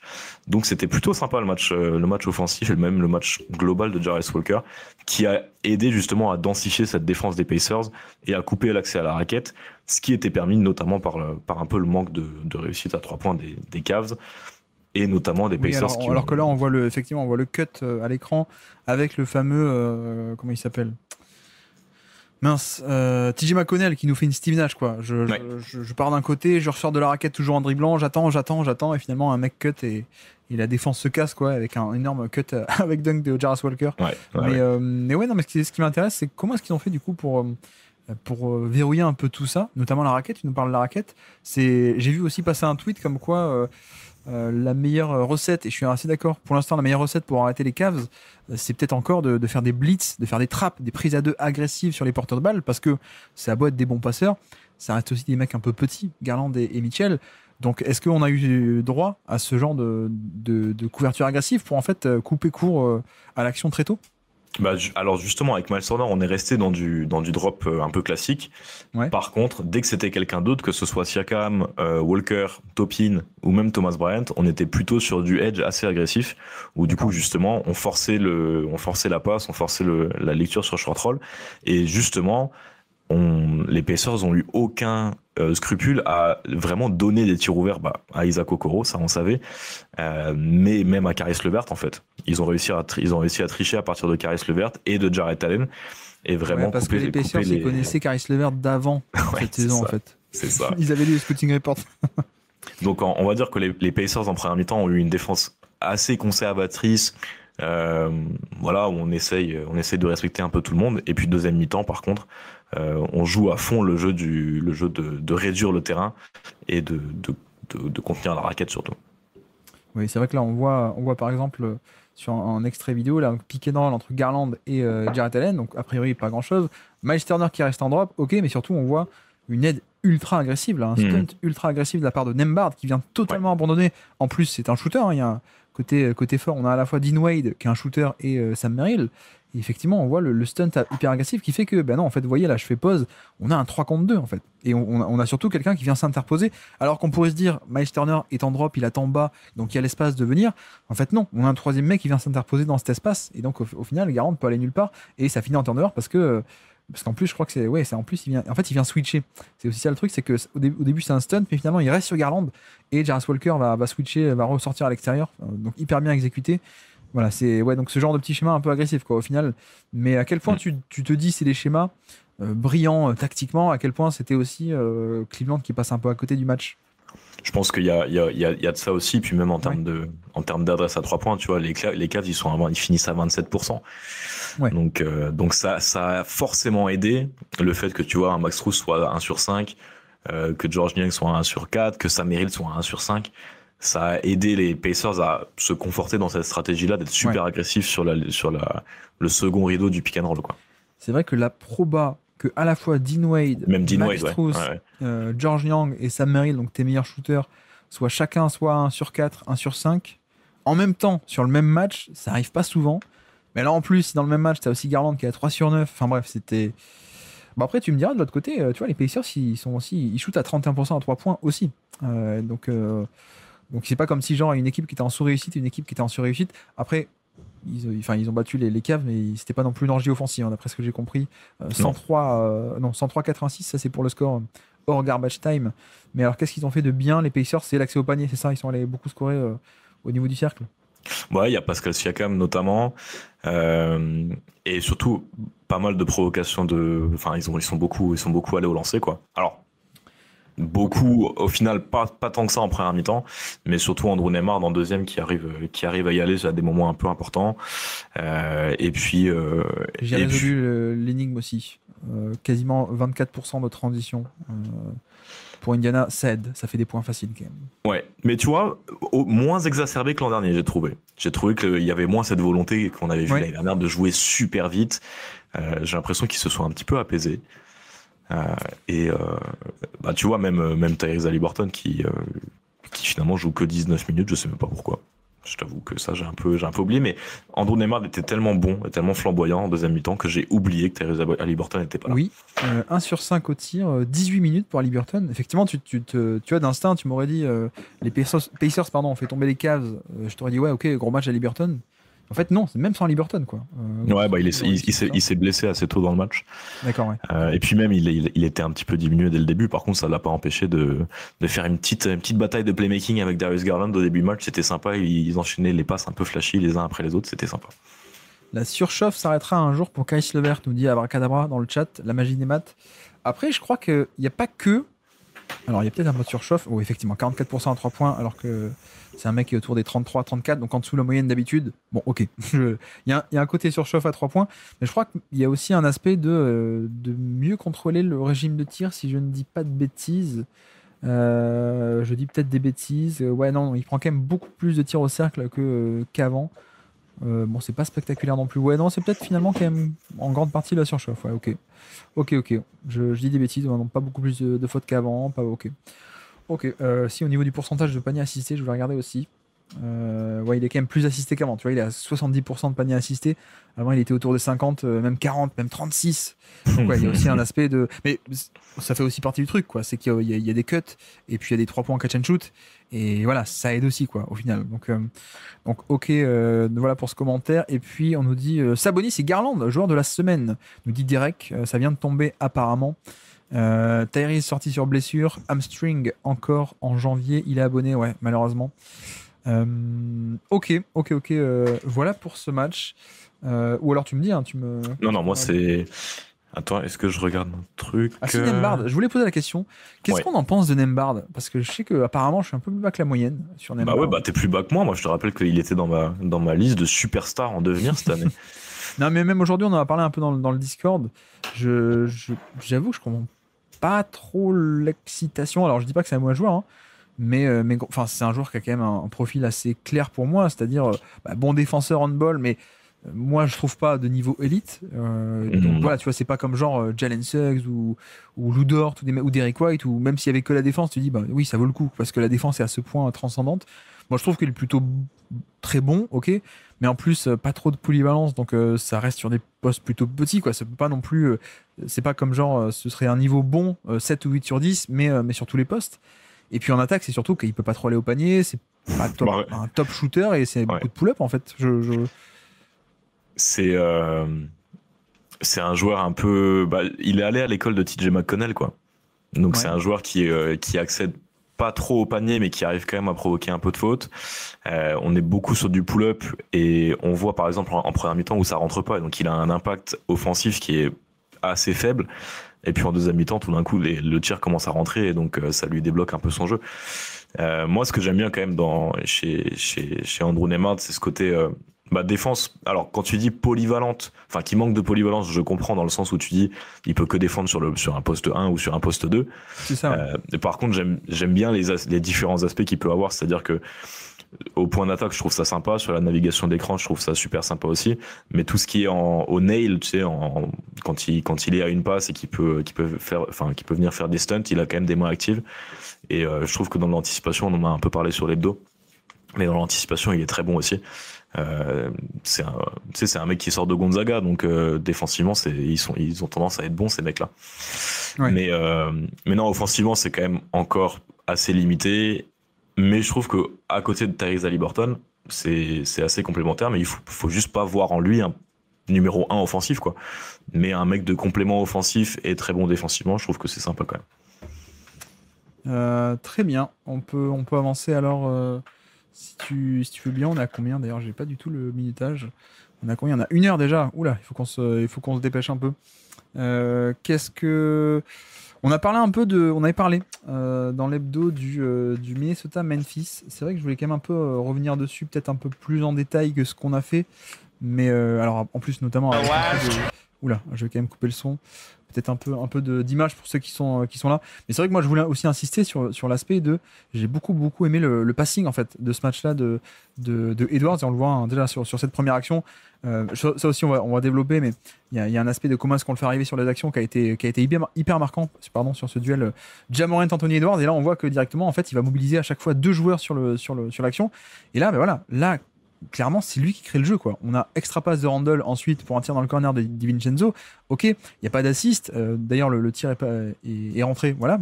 Mais pour le coup, c'est lui qui a créé, quoi. Et en fait, on a vu ça tout le match. Et l'autre aspect, pourquoi je parle de zipper, en fait, une action en zipper, vous allez voir, c'est un peu ça. C'est un peu... Il part un peu d'en bas, il va remonter, quoi. C'est un peu comme ça qu'on va le faire arriver dans certains sets. Là, en l'occurrence, il remonte pas. On voit que c'est juste, il va couper ligne de fond. Mais il y avait un côté où on a essayé de l'installer beaucoup sur ce match-là dans des sets. Et comme il était défendu par Jalen Wells, qui est plutôt un bon défenseur, en fait, justement, plutôt que de le laisser attaquer sur des situations un peu statiques, on l'a fait un peu remonter. Et tu vois là, très bon exemple que je peux vous décrire pour ceux qui sont à l'oral. Il part de ligne de fond. Jalen Wells est très bien accroché, et plutôt que juste démarrer en tête de raquette ou même depuis à 3 points prendre le ballon et attaquer statiquement, en fait il y a une zipper action comme on dit, donc juste tu pars d'en bas et hop tu remontes, tu prends un écran pour remonter, prends la balle, et au moment où il la capte, en fait il a déjà un temps d'avance, quoi. Il a déjà un décalage parce que Jalen Wells a dû traverser un premier écran, et donc ce qui à la fin ça devient un contre 1, une ISO. On voyait qu'il y a plein d'espace libéré en tête de raquette et même sous le panier, et ça lui permet en fait d'attaquer directement lancé, quoi. Et là encore, comme la défense se resserre beaucoup autour de lui, il peut un peu libérer et faire de la passe. On a vu aussi, là encore, il vient chercher un pick and roll, il fend le pick and roll en 2, parce que ce qu'on appelle split the pick and roll, le fendre en 2, avec un Zach Edey qui, au niveau de l'écran, veut monter cette fois pour le contenir en 2 contre 1, sauf que hop, Edwards qui va au panier. Et ça, c'est bon, on est habitué, hein, mais c'est le côté Edwards, s'il fait ça tout le match, c'est une version All-NBA, voire même All-NBA First Team, quoi. Il y a un tel potentiel. Là, vous voyez encore, hein, il part d'ici, il va avoir un écran il va remonter, donc c'est un peu des actions en zipper. Finalement, non, il coupe de l'autre côté, hop. On va chercher le ballon, et là encore, vous voyez qu'on a cet aspect de bon, il fait le tour de l'autre côté, mais quand il reçoit la balle, on est quasiment sur du off-screen, hein. FD, on peut dire, sur de la sortie d'écran pour donner un premier décalage, un premier avantage sur Wells, qu'il a très bien défendu en fait. Ouais, bah il y a 2 choses là-dessus.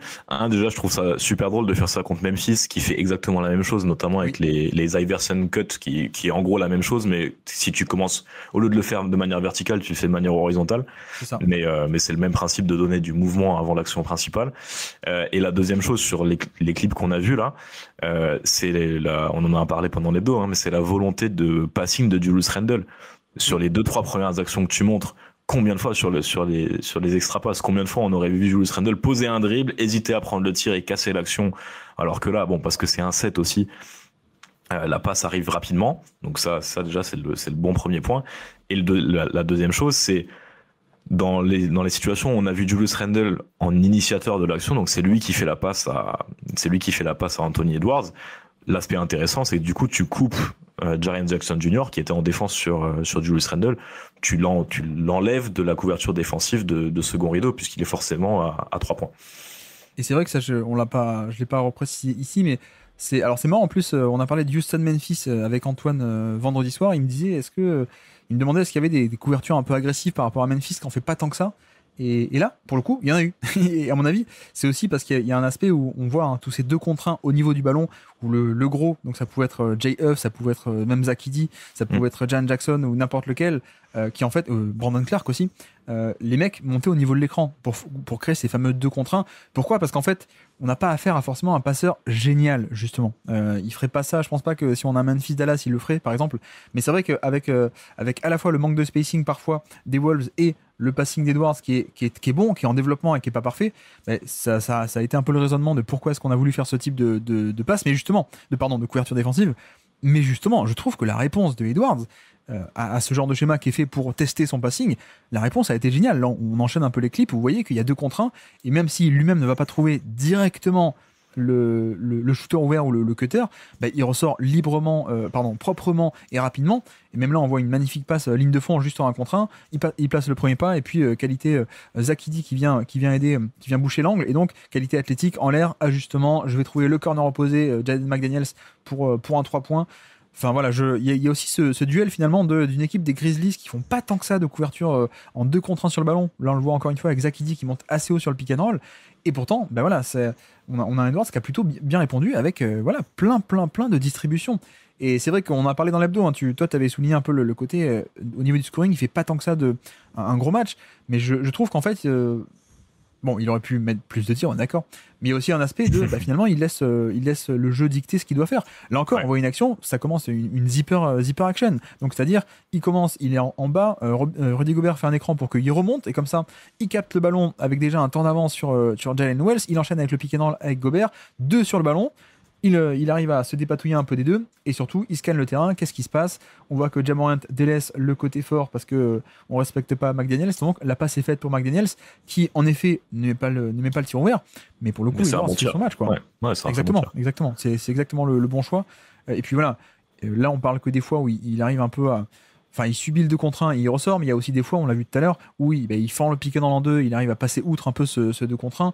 Il y a aussi eu ce genre de situation au final, quoi. Donc c'est vraiment, j'ai beaucoup aimé ce match-là, encore une fois, de Edward en termes de passing et en termes de gestion, parce qu'il y a une gestion du rythme. Là encore, on voit une passe, il gère ce 2 contre 1 et puis il kick out sur Randle qui est dans le corner opposé.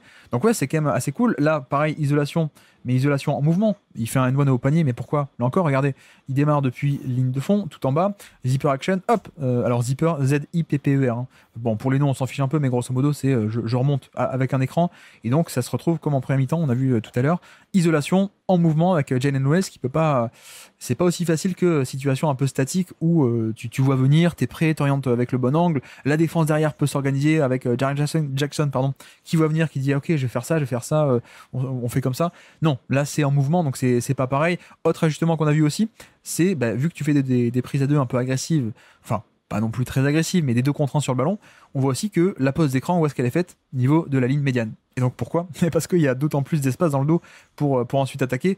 Et là on voit que c'est exactement ce qui se passe. Avec tout l'espace, il peut justement attaquer Brandon Clark avec beaucoup d'espace dans le dos parce que l'écran a été posé très très haut. Donc voilà, au final, je trouve que le match d'Edwards a été quand même très très bon de ce point de vue-là, même si en effet, il n'y a pas forcément le scoring. Mais pour un mec qui s'est quand même plaint il y a quelques jours de ses prises à 2, je me suis dit, c'est quand même une plutôt bonne réponse quoi, au final de tout ça. Quoi.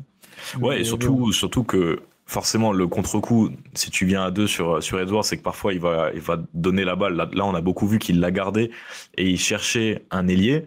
Il y a eu 1 ou 2 situations où il a cherché directement Rudy Gobert et on a un très bon match de Rudy Gobert niveau passing sur short roll. T'as mis 2-3 vidéos, mais c'était un assez bon match de Rudy Gobert dans l'adaptation justement et la lecture de jeu. D'ailleurs, je peux vous mettre aussi un peu à l'image, hein. On l'avait dit, mais dès que Mike Conley rentre sur le terrain, puisqu'il est plus titulaire maintenant, dès qu'il est sur le terrain, le jeu avec Gobert, voilà. C'est lob time. Du automatique, Mike Conley qui est le bon passeur avec les bons schémas, alors les automatismes aussi, mais on avait parlé aussi avec Russell, qui n'est pas du tout le bon type de passeur pour un Gobert, qui aime plutôt mettre des passes à terre, des pocket passes sur pick and roll, ça marchait pas. Mike Conley, il arrive à mettre des passes un peu en hauteur comme Gobert aime bien parce que Gobert n'a pas les bonnes mains. D'ailleurs, vous voyez une plutôt bonne passe, une passe à la Doncic là, de Gobert par-dessus la tête dans son dos. Mais voilà. Et puis non, l'autre aspect de ce match pour les Wolves, c'était DiVincenzo. Je voulais aussi qu'on passe quelques extraits vidéo et qu'on puisse même les décrire. Tu nous as parlé de cette première action où en fait on va l'utiliser en création. C'est un peu ce qu'on a dit quand on a parlé donc sur l'hebdo, c'est cet aspect de... C'est pas que genre le 3&D qu'on met à côté d'Edwards, on voit aussi des vrais systèmes de création en fait sur ce match-là. On a vu, même moi j'avais jamais vu autant de création de la part de DiVincenzo depuis qu'il est au Wolves, et même je crois qu'au Knicks il a jamais vraiment eu ce rôle-là. Non. Et on a clairement soit des dribble end-off où il y a un jeu de main à main, mais c'est lui qui va créer le décalage de par sa course et venir chercher le ballon. Ou alors même un petit pick and roll un peu plus classique pour le coup. On n'a pas l'habitude, et parce que d'habitude le dribble est pas top chez lui. Et là, on a quand même de bonnes séquences, on en voit là, de pick and roll, il y a de la tension qui est sur lui, driving kick, etc.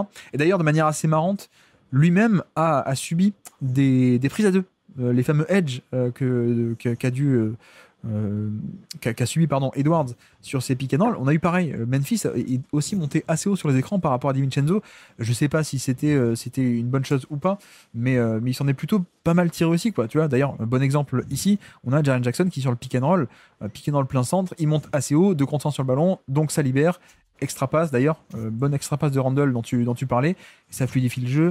Et puis voilà, quoi, ça fait un panier. Donc voilà, en termes de création, je pense qu'il y a peut-être un truc à exploiter ici parce que ouais, Mike Conley, on a vu que c'était un peu compliqué en termes de niveau de jeu et qu'il faut bien que la création vienne de quelque part. Donc si tu peux en tirer au moins un peu de la part de DiVincenzo, c'est quand même cool. D'ailleurs, là, on voit à l'écran, tu parlais des passes de short roll de Gobert, on en voit une. Là encore, 2 sur le ballon, DiVincenzo qui libère par-dessus, c'est parfait. Rudy Gobert qui pose un dribble, les rotations qui viennent.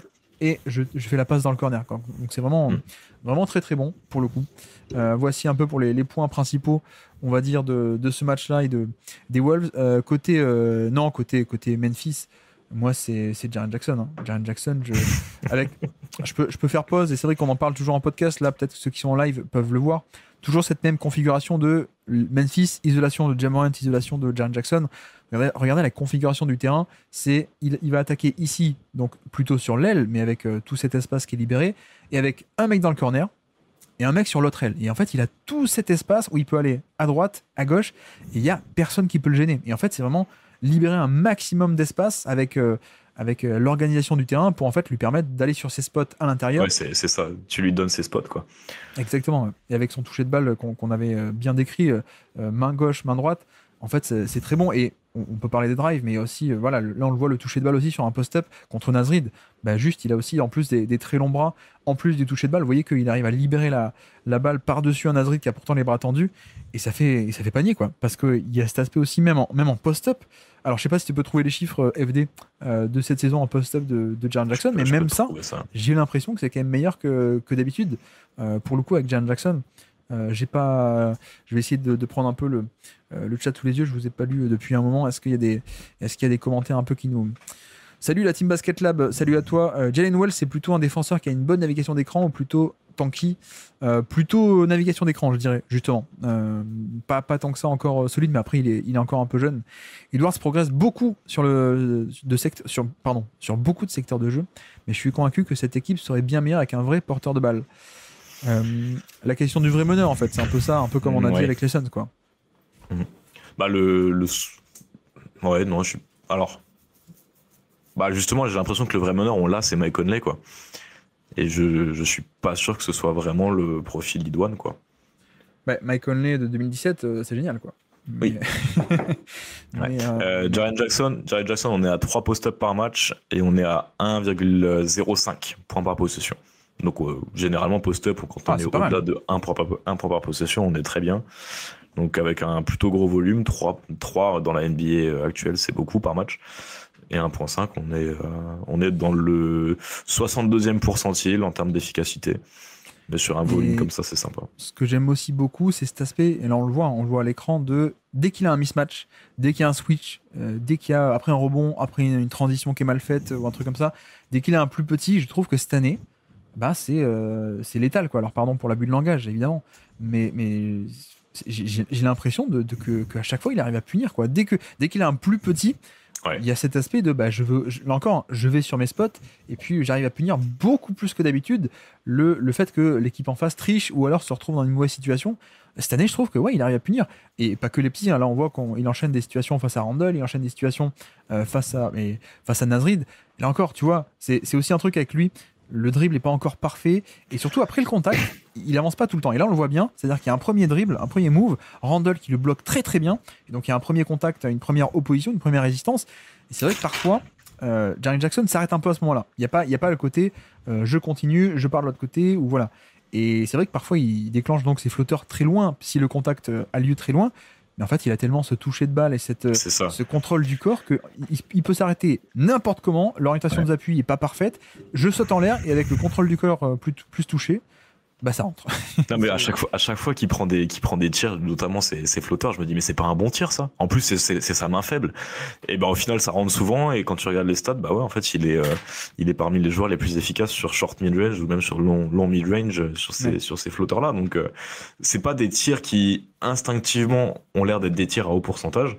Mais en l'occurrence, pour l'instant, cette année, il y est totalement. Pour rappel, il est à 52% sur tous les tirs à mi-distance et 53% sur le short mi-distance. Donc, et tu vois, là, j'ai dû montrer 10 clips et c'était que la première mi-temps. On voit que la deuxième mi-temps, comment est-ce qu'elle commence? Post-up face à Randle, donc même pas un mismatch. Il y a Gobert qui vient aider, ligne de fond, il vient un peu roder. Qu'est-ce qu'il fait? Il fait un spin move et il finit par-dessus Gobert, quoi. Par-dessus la prise 2. Non, vraiment, on a affaire à, je trouve, une explosion qui est peut-être un peu sous-estimé, parce que tout le monde ne parle pas forcément beaucoup de Memphis. Mais voilà, alors là c'est l'action. Ça, pour moi, c'est OK. Là tu t'approches de l'NBA First Team, à mes yeux. En tout cas, et si en plus, il y a le passing, quoi. Parce que là, donc je décris isolation face à Gobert de très loin du panier. Donc forcément, il a fait du mal toute la première mi-temps. Donc vous voyez que directement, les aides sont prêtes pour la deuxième mi-temps, début de deuxième mi-temps. Et qu'est-ce qu'il fait? Il fait une passe. Et ça, c'est vrai que c'est quand même la grande faiblesse du jeu de Jaren Jackson, qui en plus, paradoxalement, est un mec ultra intelligent sur le terrain et même hors terrain. Bon, hors terrain, à la limite, on s'en fout, mais c'est un mec qui, pourtant, malgré l'intelligence, a pas trop de passing, même pas du tout. Donc, s'il y a cette dernière étape d'arriver à combiner ces drives et cette dangerosité avec, en plus, lever la tête, voir l'aide et faire la passe, ce serait le jackpot, quoi. Franchement, parmi les drivers à gros volume, c'est un des mecs qui fait le moins de passes à partir de ses drives. Ouais, voilà, ça m'étonne pas du tout. Mais ouais, effectivement. Donc voilà un peu grosso modo sur ce qu'on peut dire. Peut-être quelques extraits vidéo et on peut les commenter aussi et en parler, mais le pick and roll de Gobert qui a très très bien tenu par rapport à Ja Morant. Là on va voir d'ailleurs un premier exemple où pick and roll plein centre avec une option pour la droite, une option pour la gauche, à la fois Gobert qui reste en drop, qui protège le panier, et en plus le retour de Jaden McDaniels par derrière qui est quand même très bon. Mais on en a parlé aussi, mais il y a cet aspect de finalement il a très très bien tenu un peu tout le temps. Là j'ai laissé aussi, pourquoi? Parce qu'on a un Zach Edey qui sur un pick and roll va tenter le pick and pop. Alors pour le coup il le met. Je serais assez curieux de voir s'il peut le développer, ça, tu vois, pour le coup, parce que ça peut être aussi un game changer dans son jeu, s'il a un peu ce petit pull-up, ce petit pick and pop, pardon, au moins. Mais voilà, on a eu affaire à un mec qui, là clairement, un pick and roll, J-Huff, Ja Morant, et ça devient un switch, tu vois. McDaniels va sur le pick and pop, donc ce qu'on appelle un late switch, hop, il revient sur le pick and pop pour empêcher la passe et le pick and pop ouvert. Et Gobert arrive à gérer le 1 contre 1 contre Ja Morant, quoi. Donc je pense aussi que, là encore, vu qu'il n'y a pas le résultat collectif, on va moins en parler que l'an passé, mais je trouve qu'on a toujours un Gobert aussi bon défensivement, moi, pour le coup, cette saison, en fait. Ouais, totalement. J'essaie de regarder les clips, mais avec le décalage... Ouais, c'est vrai que t'as un peu de décalage, toi. Ouais, mais Mais non, c'est vrai que le match de Gobert est sympa. Je sais pas si t'as pu mettre l'action où Ja Morant essaie de lui faire les 3-4 feintes ligne de fond et puis finalement Gobert... Non, je l'ai pas mis. Non. Ouais, elle est sympa parce que tu vois, parce qu'il y a une question justement, je fais le lien avec une question sur le contrat de Gobert. Alors c'est de Torkel78 sur Twitter, il y a un petit débat sur le contrat de Gobert. Est-ce que Gobert mérite son contrat? Avant de répondre à la question, il y a cette j'ai l'impression cette pensée parmi les arrières NBA que Rudy Gobert c'est forcément barbecue chicken, quoi. C'est forcément le mismatch facile à battre, et il y a cet aspect là dans cette action là avec Ja Morant où il pense que c'est bon, il voit Gobert, il se dit c'est bon, c'est fait, et en fait Gobert reste devant et défend très bien. Mais après, pour le coup, sur le contrat de Gobert, moi je suis côté défense encore super valuable, et puis je trouve que oui, ça vaut l'argent que ça vaut, quoi. Donc moi j'ai pas trop de soucis avec le contrat de Gobert. Et paradoxalement, ce match, donc le pick and roll n'a pas marché du tout, sauf à la fin. Et donc dans le money time, il reste 2 minutes. On a un pick and roll à 2 écrans et qui est juste en fait hyper bien exécuté, avec un Ja Morant qui place un changement de direction, un changement de rythme, accélération, je ralentis, je réaccélère. En fait, c'est l'exécution surtout qui est géniale, et donc il va un peu attirer les deux défenseurs et libérer la passe au alley-oop. Après avoir fixé Gobert, la passe par-dessus pour un Brandon Clark. Donc panier ultra clutch. De nouveau, même système. Et cette fois, il va carrément attaquer Gobert frontalement. Donc il se jette en l'air et il va l'affronter sur la verticalité. Et hop, on absorbe le choc et on fait le panier. Et puis même à la fin, bon, ça vous le connaissez, le flotteur, le game winner. Mais c'est marrant de voir que sur tout le match, Minnesota a très très bien contenu ce pick and roll Ja Morant contre Gobert. Et à la fin, tu as 3 actions qui te tuent le match sur ça. Donc c'est effectivement un peu dommage. Bref, donc je pense qu'on a fait un peu le principal. Enfin, quoique, j'ai des tonnes de systèmes magnifiques de la part de Memphis, mais peut-être on se le gardera pour des vidéos autres que maintenant. On voulait aussi parler rapidement de OKC contre New York, qu'on a vu tous les deux. D'ailleurs, je te laisse. Est-ce que tu as tes notes sur place ou pas? D'ailleurs, je te prends. Non, moi j'ai vu celui il y a c'est début de semaine dernière. Ah oui, c'est vrai. Moi j'ai vu le premier, j'ai pas vu l'horrible où on prend 25 au Garden. Celui-là, je l'ai pas alors vu. le premier, c'était quoi un peu grosso modo le topo avant qu'on fasse la revanche? Le premier, c'est qu'on met. Attends que je relise mes notes. C'est qu'on met Jalen Williams en défense sur Karl Anthony Towns, donc le côté un peu Jalen Williams défenseur au poste 5 classique. Et où du coup on neutralise du coup le pick and roll Brunson 4 parce que forcément on switch et on force les Knicks à faire ce qu'ils sont très mauvais à faire, c'est-à-dire faire du mismatch hunting au poste bas avec Karl Anthony Towns. Ouais. Donc il y a eu une situation où effectivement Karl Anthony Towns, il me semble, a pris le dessus sur. Alors c'était pas Lou Dort, c'était peut-être. C'était un défenseur extérieur du Thunder, mais il y a eu énormément de situations où en fait le switch arrive, donc on se retrouve avec Jalen Williams sur Jalen Brunson, ce qui est pas non plus un gros mismatch à attaquer. Du coup, on cherche Karl Anthony Towns et ça met vraiment du temps à se mettre en place et ça tue le rythme de l'attaque. Donc c'était une des stratégies défensives d'OKC pour limiter l'attaque des Knicks.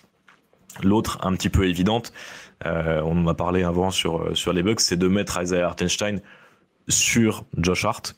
Ouais, Ce qui permet d'utiliser Hartenstein en tant que roamer et puis en tant que protecteur d'arceau, et ce qui a énormément frustré Jalen Brunson, qui avait l'impression de gagner son duel, de passer notamment Luguensdort, et puis derrière t'avais Isaiah Hartenstein qui était quand même capable de venir en second rideau.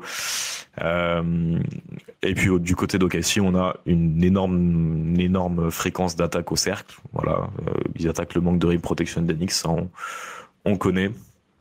Et donc, puis, pardon, et toi, je te dis juste un dernier truc. Et puis, ce qui fait gagner le match au Thunder, c'est un magnifique passage d'Aaron Wiggins en tant que poste 5 offensif, en tant que poseur d'écran, en tant qu'attaque de close-out. Feinte, un petit dribble rapide et puis pull-up à mi-distance. Ouais. Vraiment, c'est Aaron Wiggins qui fait gagner ce match au Thunder parce que c'était serré pendant super longtemps. Mais voilà. Donc la revanche du 10 janvier, on a l'OKC qui a gagné largement face aux Knicks. Je crois que beaucoup de monde beaucoup ont été déçus à quel point le match finalement n'a pas été serré. Ouais. Et c'est vrai qu'il y a pas mal d'explications, je trouve, et je pense que le premier, c'est que sur les pick and roll défensivement, comment est-ce que OKC voulait les gérer? En fait, OKC a fait des edges. Donc là encore, un peu cette idée de créer des 2 contre 1, de faire monter Hartenstein au niveau de l'écran. Si on peut faire pause pour ceux qui sont à l'image, on a le 2 contre 1 au niveau de pick and roll.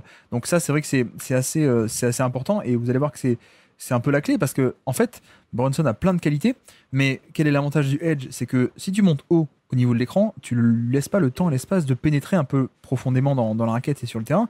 Donc en fait, tu le stops directement, premièrement, et en plus, Brunson, c'est quand même un mec un peu petit. Donc il y a un peu, je trouve, avec ces stratégies du edge, c'est un peu le côté, on fait un 2 contre 1, et on sait qu'il peut pas nous punir forcément facilement en passant par-dessus. Et c'est un peu, d'ailleurs, c'est exactement ce qu'on a vu au final sur ce match-là. Dès qu'il affrontait un peu le pick and roll classique, on avait un edge de la part de OKC. Là, encore une fois, vous voyez un autre exemple sur le côté, un pick and roll où Hartenstein monte haut et freine totalement. Enfin bref, il y a quand même il y a quand même des difficultés en fait du edge de passer par-dessus, au point même que qu'est-ce qu'on fait? On essaie de faire un contre-move, c'est-à-dire que ici on a un système, on fait un pick and roll sur le côté exprès parce qu'on sait qu'il va y avoir un edge, mais donc si OKC fait un edge, ça veut dire qu'il y a quelqu'un côté faible qui va venir coulisser pour compenser au cas où il y a quand même une passe par-dessus. Et donc quel est un peu le but? C'est qu'on essaie d'attirer la défense d'un côté, et en fait plutôt que de prendre le pick and roll, qu'est-ce qu'on fait? Renversement de jeu en une passe de l'autre, et de l'autre côté du terrain, il y a aussi il y a une sortie d'écran où on va punir le défenseur qui s'était aventuré un peu loin pour compenser le edge. Du coup, il est loin de son shooter, et donc en renversant le jeu et avec une pause d'écran, on obtient un 3 points ouverts. Donc voilà, finalement, New York a dû un peu bricoler par rapport à tout ça, parce qu'on a vu pas mal de séquences de jeu et de pick and roll où bah ça marche pas quoi, parce qu'il est pas capable, encore une fois, il a pas la taille et l'habilité non, ça se dit en français ça, pardon, excusez-moi, l'habilité, la capacité. C'est ça, capacité à passer par-dessus. Là encore, en première action de la deuxième mi-temps, vous voyez Hartenstein qui monte haut au niveau de l'écran, 2 contre 1, et on n'a pas ce côté, le décalage est saisi directement quoi, par Brunson. On a vraiment plutôt un aspect de, bah, il est freiné de suite, et donc en fait on attend, on fait rien, et puis on lâche la balle, et il se passe autre chose quoi. Donc il y a un peu ce edge qui a un peu tout freiné, contrairement d'ailleurs, tu nous as décrit le match d'aujourd'hui là, des Bucks qui l'ont laissé venir sur drop. Et donc, il a pu pénétrer loin dans la raquette et aller sur ses spots à mi-distance et mettre ses tirs, quoi. Donc, c'est un peu toute la différence. Et donc, quelle a été un peu une des stratégies qu'ils ont fait, notamment les Knicks, bah, c'est de refuser l'écran. Donc, c'est-à-dire que on faisait un écran d'un côté et on avait l'air de partir, par exemple, ici, de partir côté droit. Donc, Hartenstein est prêt à réceptionner côté droit. Et en fait, non. Brunson refuse totalement l'écran et part côté gauche. Il prend pas l'écran, il l'utilise pas. Il part côté gauche et il peut aller au panier comme ça. Et on voit que c'est là où il a eu ses meilleures pénétrations et ses tirs les plus proches du panier. Donc là, un premier exemple, on va avoir un autre ici, pareil, hop, il va refuser l'écran. Et donc en fait, ça va se transformer en une espèce de isolation face à Keith Nolas, quoi. Et qui est un bon défenseur, mais pour Brunson, clairement là, vous voyez qu'on est proche du panier. Ça finit en post-up et ça finit en espèce de hook shot flotteur. Bon, il le met pas, il y a une faute.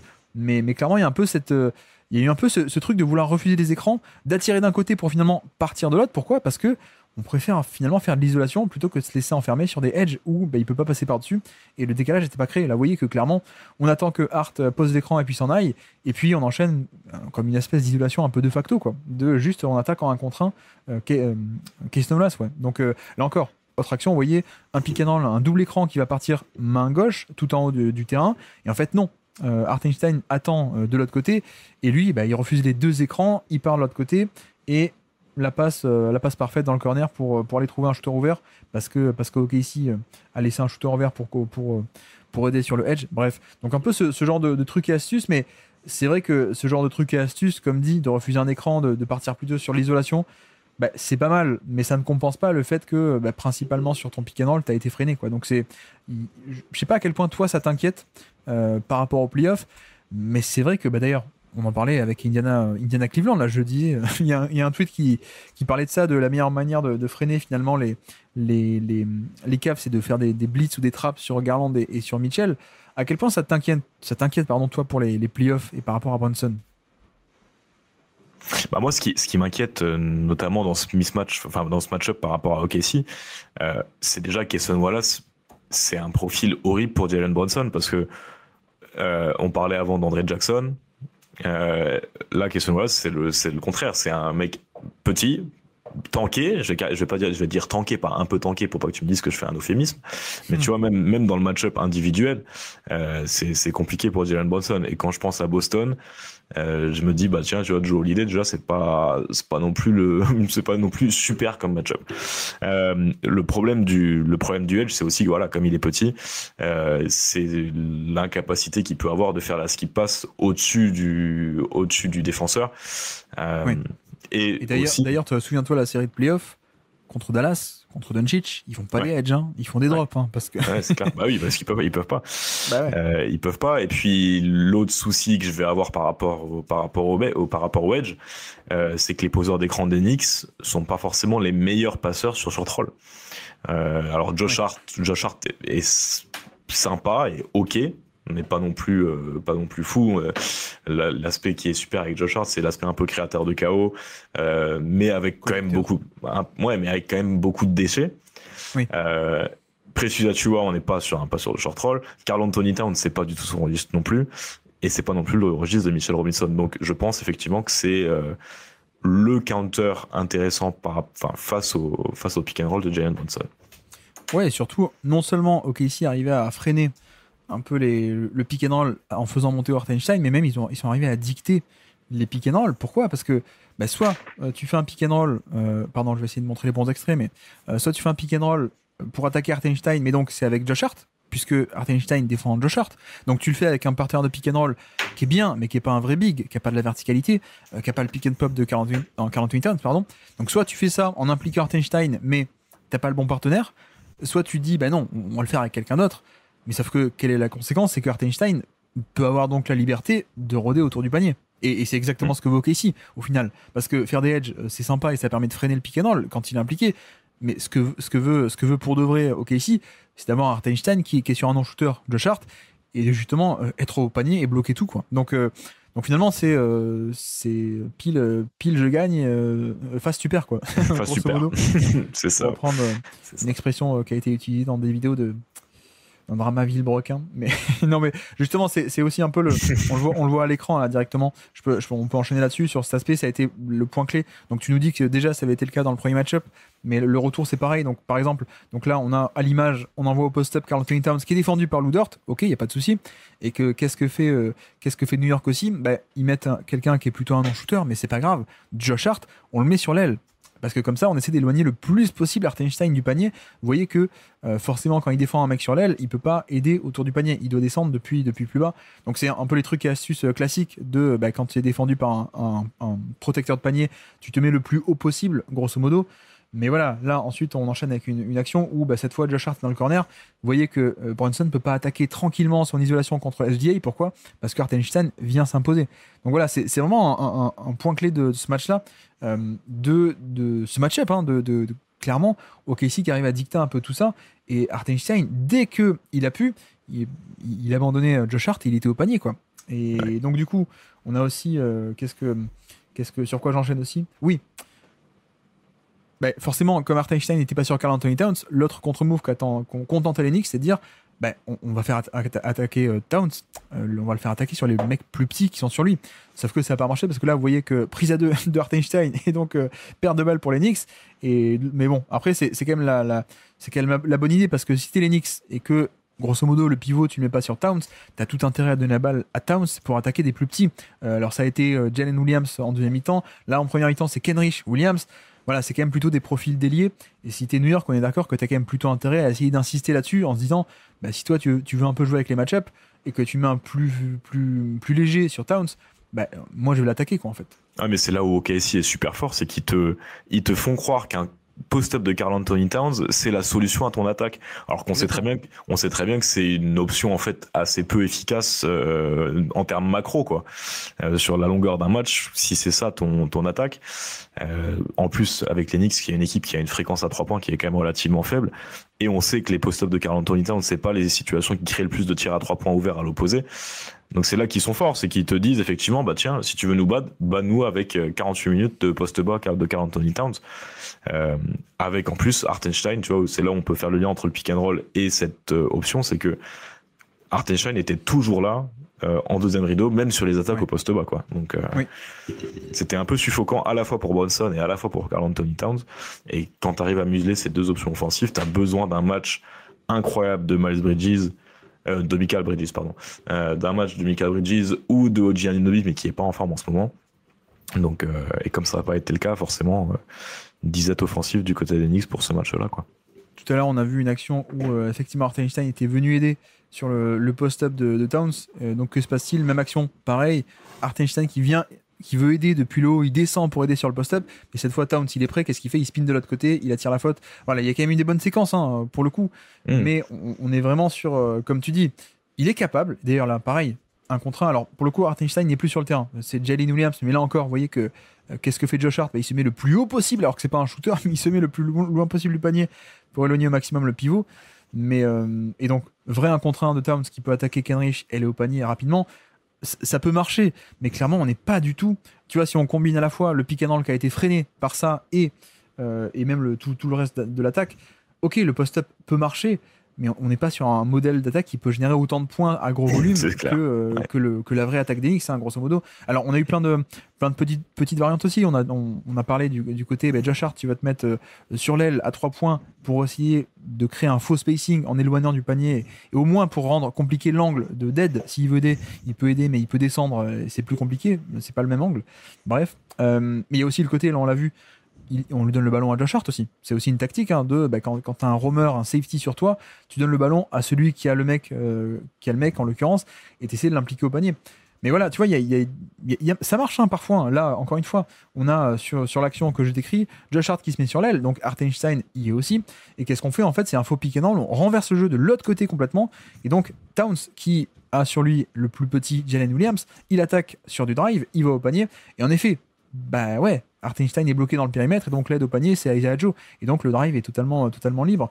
Donc oui, c'est New York a aussi trouvé quelques parades. Et évidemment, on n'est pas tout blanc tout noir, mais clairement on n'est pas du tout sur voilà. Principalement, c'est les questions de match-up qui ont permis que OKC a limité grosso modo la manière d'attaquer des Knicks et la manière de générer le plus de points possible, quoi. Les post-up ou les drives de 4, c'est très bien, mais ça remplace pas la vraie attaque, quoi, finalement, des Knicks qu'on connaît. Alors que là encore, hein, vous voyez que en plus, deuxième mi-temps, on a un pick and roll sur le côté, sur l'aile, entre Brunson et Michael Bridges. Ok, sur l'autre aile, se met Josh Hart pour essayer, encore une fois, d'être le plus loin possible. Mais Hartenstein, il a compris au bout d'un moment. Deuxième mi-temps, il a compris, il abandonne totalement et il est très très tôt dans la possession. Il vient aider au panier et il annihile totalement ce qui était pourtant un tir au panier sans ça. Mais voilà, donc même ces trucs et astuces, tu vois, de positionnement, voilà, bah ça marche plus. Là, on a un contre-move qui marche chez Josh Hart en poseur d'écran, comme ça, Hartenstein est impliqué sur l'action et pas en roamer, ok. Mais voilà, grosso modo, on a quand même une défense de Casey qui a été fabuleuse, hein, pour le coup, et qui a permis tout ça. Bref, qu'est-ce que c'est ça? Oui, donc Towns qui va attaquer du Jalen Williams parce qu'il est plus petit. Bref, et de l'autre côté, je sais pas ce que t'en penses. Je trouve que justement, les Knicks ne jouent peut-être pas tant que ça avec les match-ups. Et on a assez souvent Kat qui est sur le pivot adverse. Je sais pas ce que t'en penses, toi. Bah ouais, non, clairement. Clairement. Et ça joue. C'était un petit peu c'est ce qu'on avait dit en début de saison. Bah, c'est ce qu'on avait dit en début de saison. On s'attendait peut-être à voir OG Anunoby plutôt sur la défense du poste 5. Notamment face à. Il y avait un super match avec pour le coup des ajustements tactiques face aux Rockets de Sengun en début de saison, où on avait un peu alterné entre 4, mais qui du coup avait beaucoup de mal sur pick and roll. Mais du coup, OG Anunoby avait plus de mal sur post-up.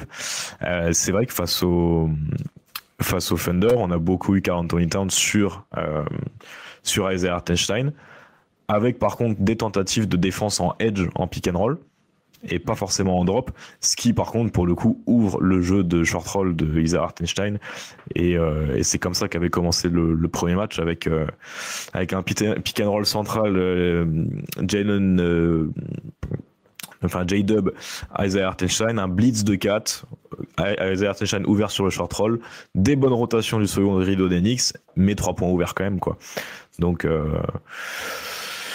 Ça m'étonne parce que je pensais que Anunoby servirait un peu à ça en termes de facilité. Il serait sur des pivots et qu'on mettrait Towns ailleurs, alors que là c'est pas le cas. Et donc qu'est-ce qui s'est passé? OKC a attaqué SGA assez facilement, hein, pour le coup, en termes de pick and roll 1-5 classique. T'impliques, vu que Towns est placé sur le pivot Hartenstein, c'est parfait. Là on a une première action par exemple où il monte assez haut et donc comme tu l'as décrit, la passe par dessus et Hartenstein, vu que c'est lui, on a affaire à un bon passeur qui trouve l'ouverture dans la défense, extra passe et ça score. Et puis juste en fait très simplement sur des drops, on voit que Kat reste assez bas.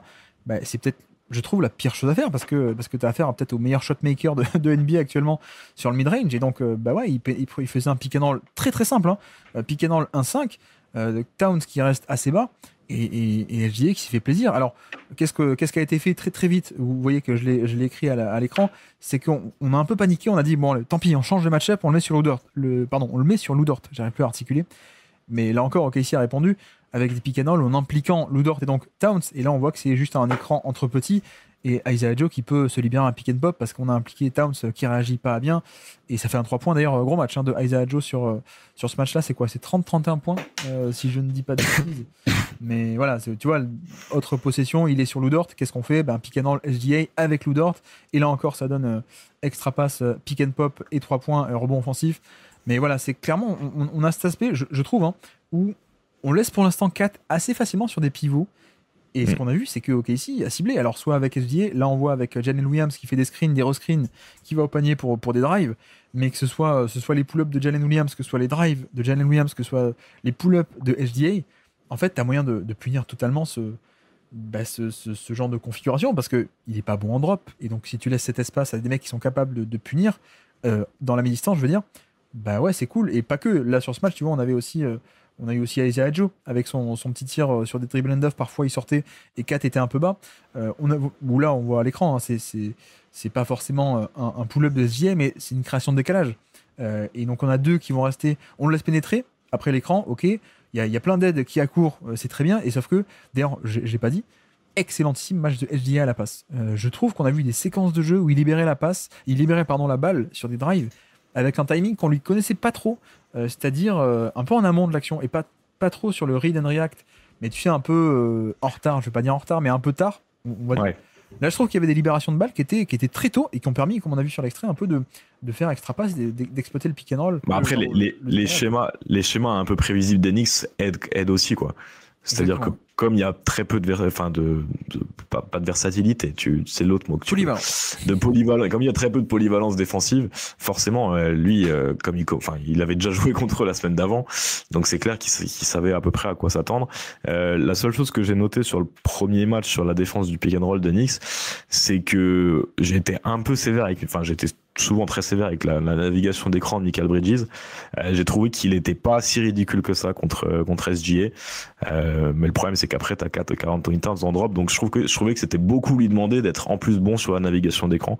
Ouais. Mais j'ai trouvé ça pas si mal que ça en termes de défense pure, quoi. Je trouvais qu'il bougeait bien ses hanches et qu'il arrivait à rester devant. Autant que faire se peut face à SGA. Là où je trouve ça inquiétant et pourquoi j'insiste, c'est que je pense que là, c'est encore un match de saison régulière, mais qui a quand même un peu des accents de playoff, entre guillemets, dans le sens où le nombre d'actions où on a vu un pick and roll qui va cibler Towns, je pense que c'est ce qu'on va voir exactement en playoff. Donc, c'est là-dessus où on en parlait au moment du trade, mais pour moi, c'est un point central à quel point tu peux arriver à jouer avec les match-ups.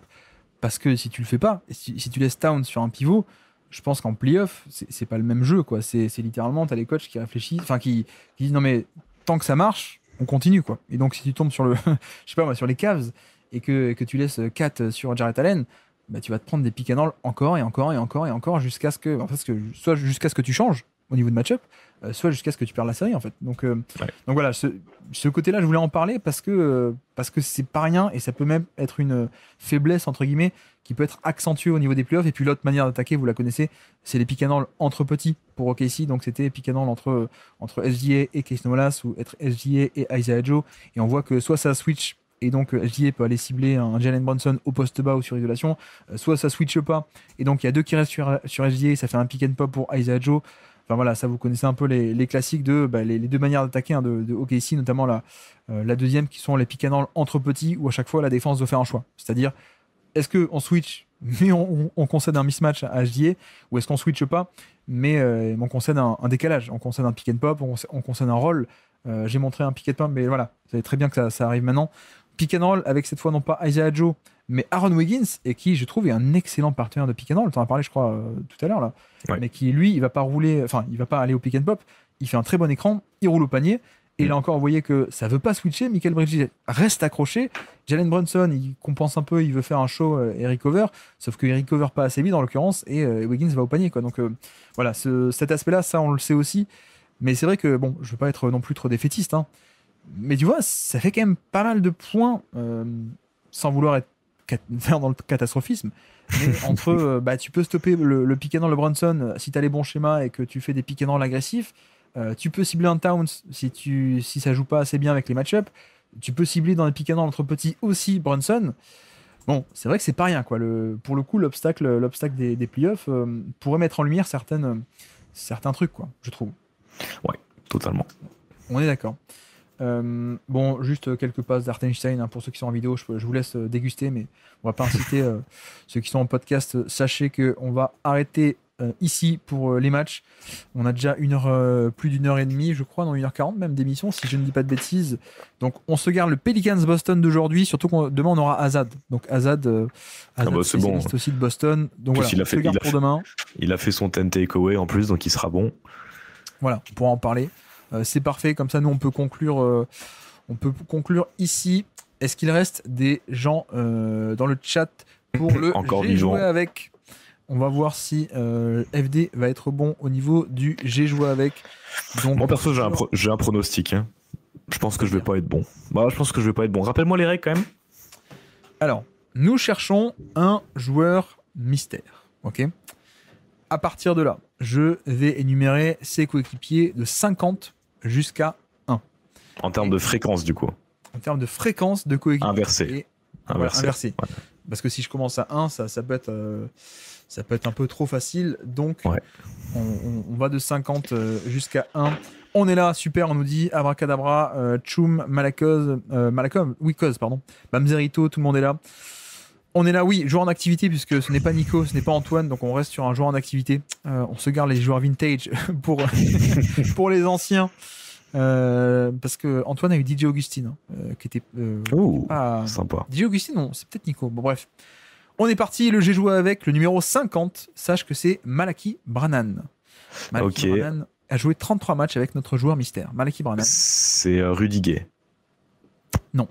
Numéro 49, Luka Samanic. Harrison Barnes. Non, mais t'es pas obligé de faire une proposition à chaque fois. Hein. T'es sûr, parce que je peux, hein. Je pense que je connais 50 joueurs NBA. C'est pas comme...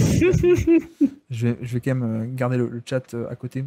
Donc on a dit Malaki Brannan, Lukas Samanic, Dennis Schroeder. Il a joué 40 matchs avec Dennis Schroeder. Ok. 48e de la liste. 47e, c'est Tadeusz Young. 46e, c'est Ochai Agbaji. 41 matchs avec Ochai Agbaji. Le problème, c'est qu'il est jeune. Il est jeune, mais il a beaucoup voyagé. donc voilà. 41 matchs avec Agbaji. 45e, c'est Jérémy Soran. Ah, donc ça, c'est les Spurs, ça. 44e, RJ Barrett. 43e, c'est Patrick Patterson, l'ancien. Quoi ? Il a joué 43 matchs avec 44 matchs avec Patrick Patterson. Waouh. Eh oui. Numéro 42, nous avons Malakai Flynn. Ça, c'est encore les Raptors, ça. Numéro 41, Shimezi Metu. Jordan Clarkson ? Non. Je crois que le chat t'a battu. Pour le coup. Jakob Poeltl.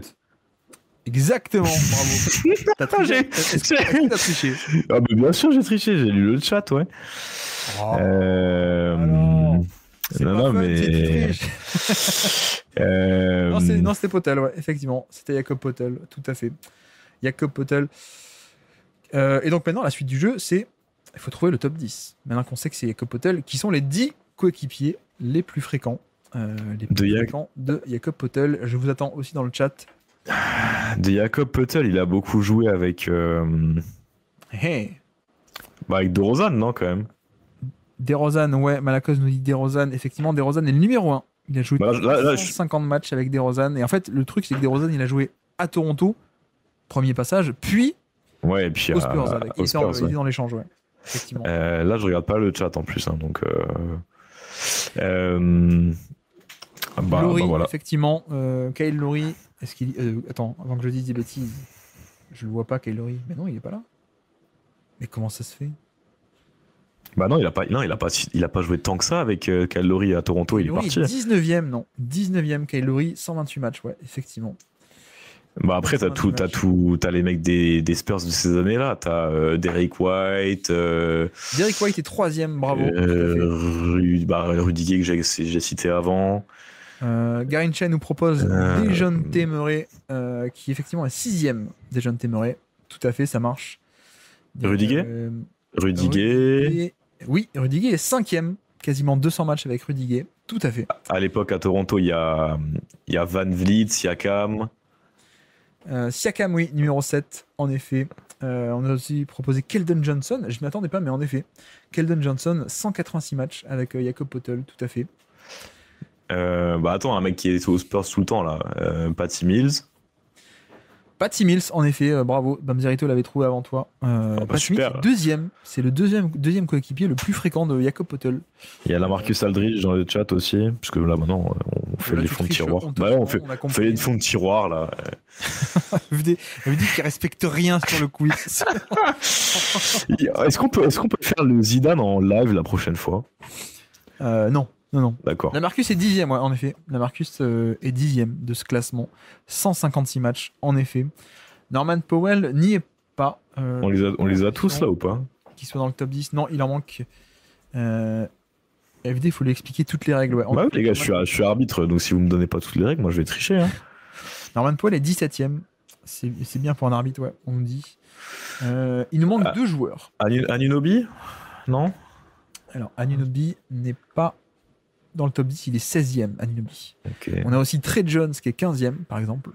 On a à l'ancienne Marco Bellinelli aussi, époque Spurs il y a longtemps, qui est 14e. Fred VanVleet 13e. Nous avons David Vassell 12e. Valanciunas 11e. Gary Neal. Ou Gary Neal, tu vas. Moi, je suis même pas sûr qu'il joue à Gary Neal du tout. Gary Neal est parti des Spurs. Vassell, ouais, Vassell est 12e, mais donc pas dans le top 10. Il nous en manque deux. Il nous manque le 4e. Non, il nous manque qu'un du coup. Non, deux, pardon. Il manque le 4e et le 9e. Le 4e était de la fac de Miami. Lonnie Walker. Eh bien bravo. Alors là, qu'est-ce qui se passe, FD, tu connais Spurs et les facs, je connais un peu les facs quand même. Ok, bah je m'y attendais pas. Ok. Oui, effectivement, c'est Lonnie Walker qui est dans le top 4. 196 matchs, en effet. Et le 9e, pour compléter ce top 10, on a un joueur, je peux vous dire, qui est passé où? Un joueur qui est passé par Milwaukee, par San Antonio, un peu par Denver aussi, par Minnesota, mais surtout San Antonio, sa carrière. C'est pas Primo, mais c'est un autre qui a eu des problèmes de hors terrain, je crois. Effectivement, c'est Bryn Forbes. Bravo, Bamzerito. Bravo aussi, Bryn Forbes. Donc, ça nous fait du DeMar DeRozan, Patty Mills, Derek White, Lonnie Walker, Rudy Gay, Dejounte Temeray, Pascal Siakam, Keldon Johnson, Bryn Forbes et Lamarcus Aldridge. Et ben voilà. Bon, c'est moins fun quand on a un candidat qui triche. Hein. Ouais, tricher. Il n'y a pas de points, personne ne compte ici, donc on a le droit. Voilà pour le top 10. Ben écoute, ça nous fait une bonne émission. On a quasiment 2 heures déjà. Mais aussi, faut dire au chat qu'il faut quand même leur rappeler pourquoi j'ai envie de tricher. Je suis encore au bureau là. Je suis sur mon lieu de travail là. Donc il est 23h30. Oui, c'est vrai, tu as eu des problèmes de fibre. Donc je rappelle que je suis dans mon bureau. Donc c'est aussi pour ça. Voilà, il est minuit. Super. Je suis là dans cette heure. Quoi. Ouais. Merci beaucoup FD pour cette soirée, pour cette quotidienne. Merci à tout le monde dans le chat. Comme d'habitude, c'était très cool. Et puis on se dit donc après ce j'ai joué avec légendaire ou pas. On se dit à demain pour une prochaine quotidienne. Merci à tous, salut à tous. Ciao, bonne soirée.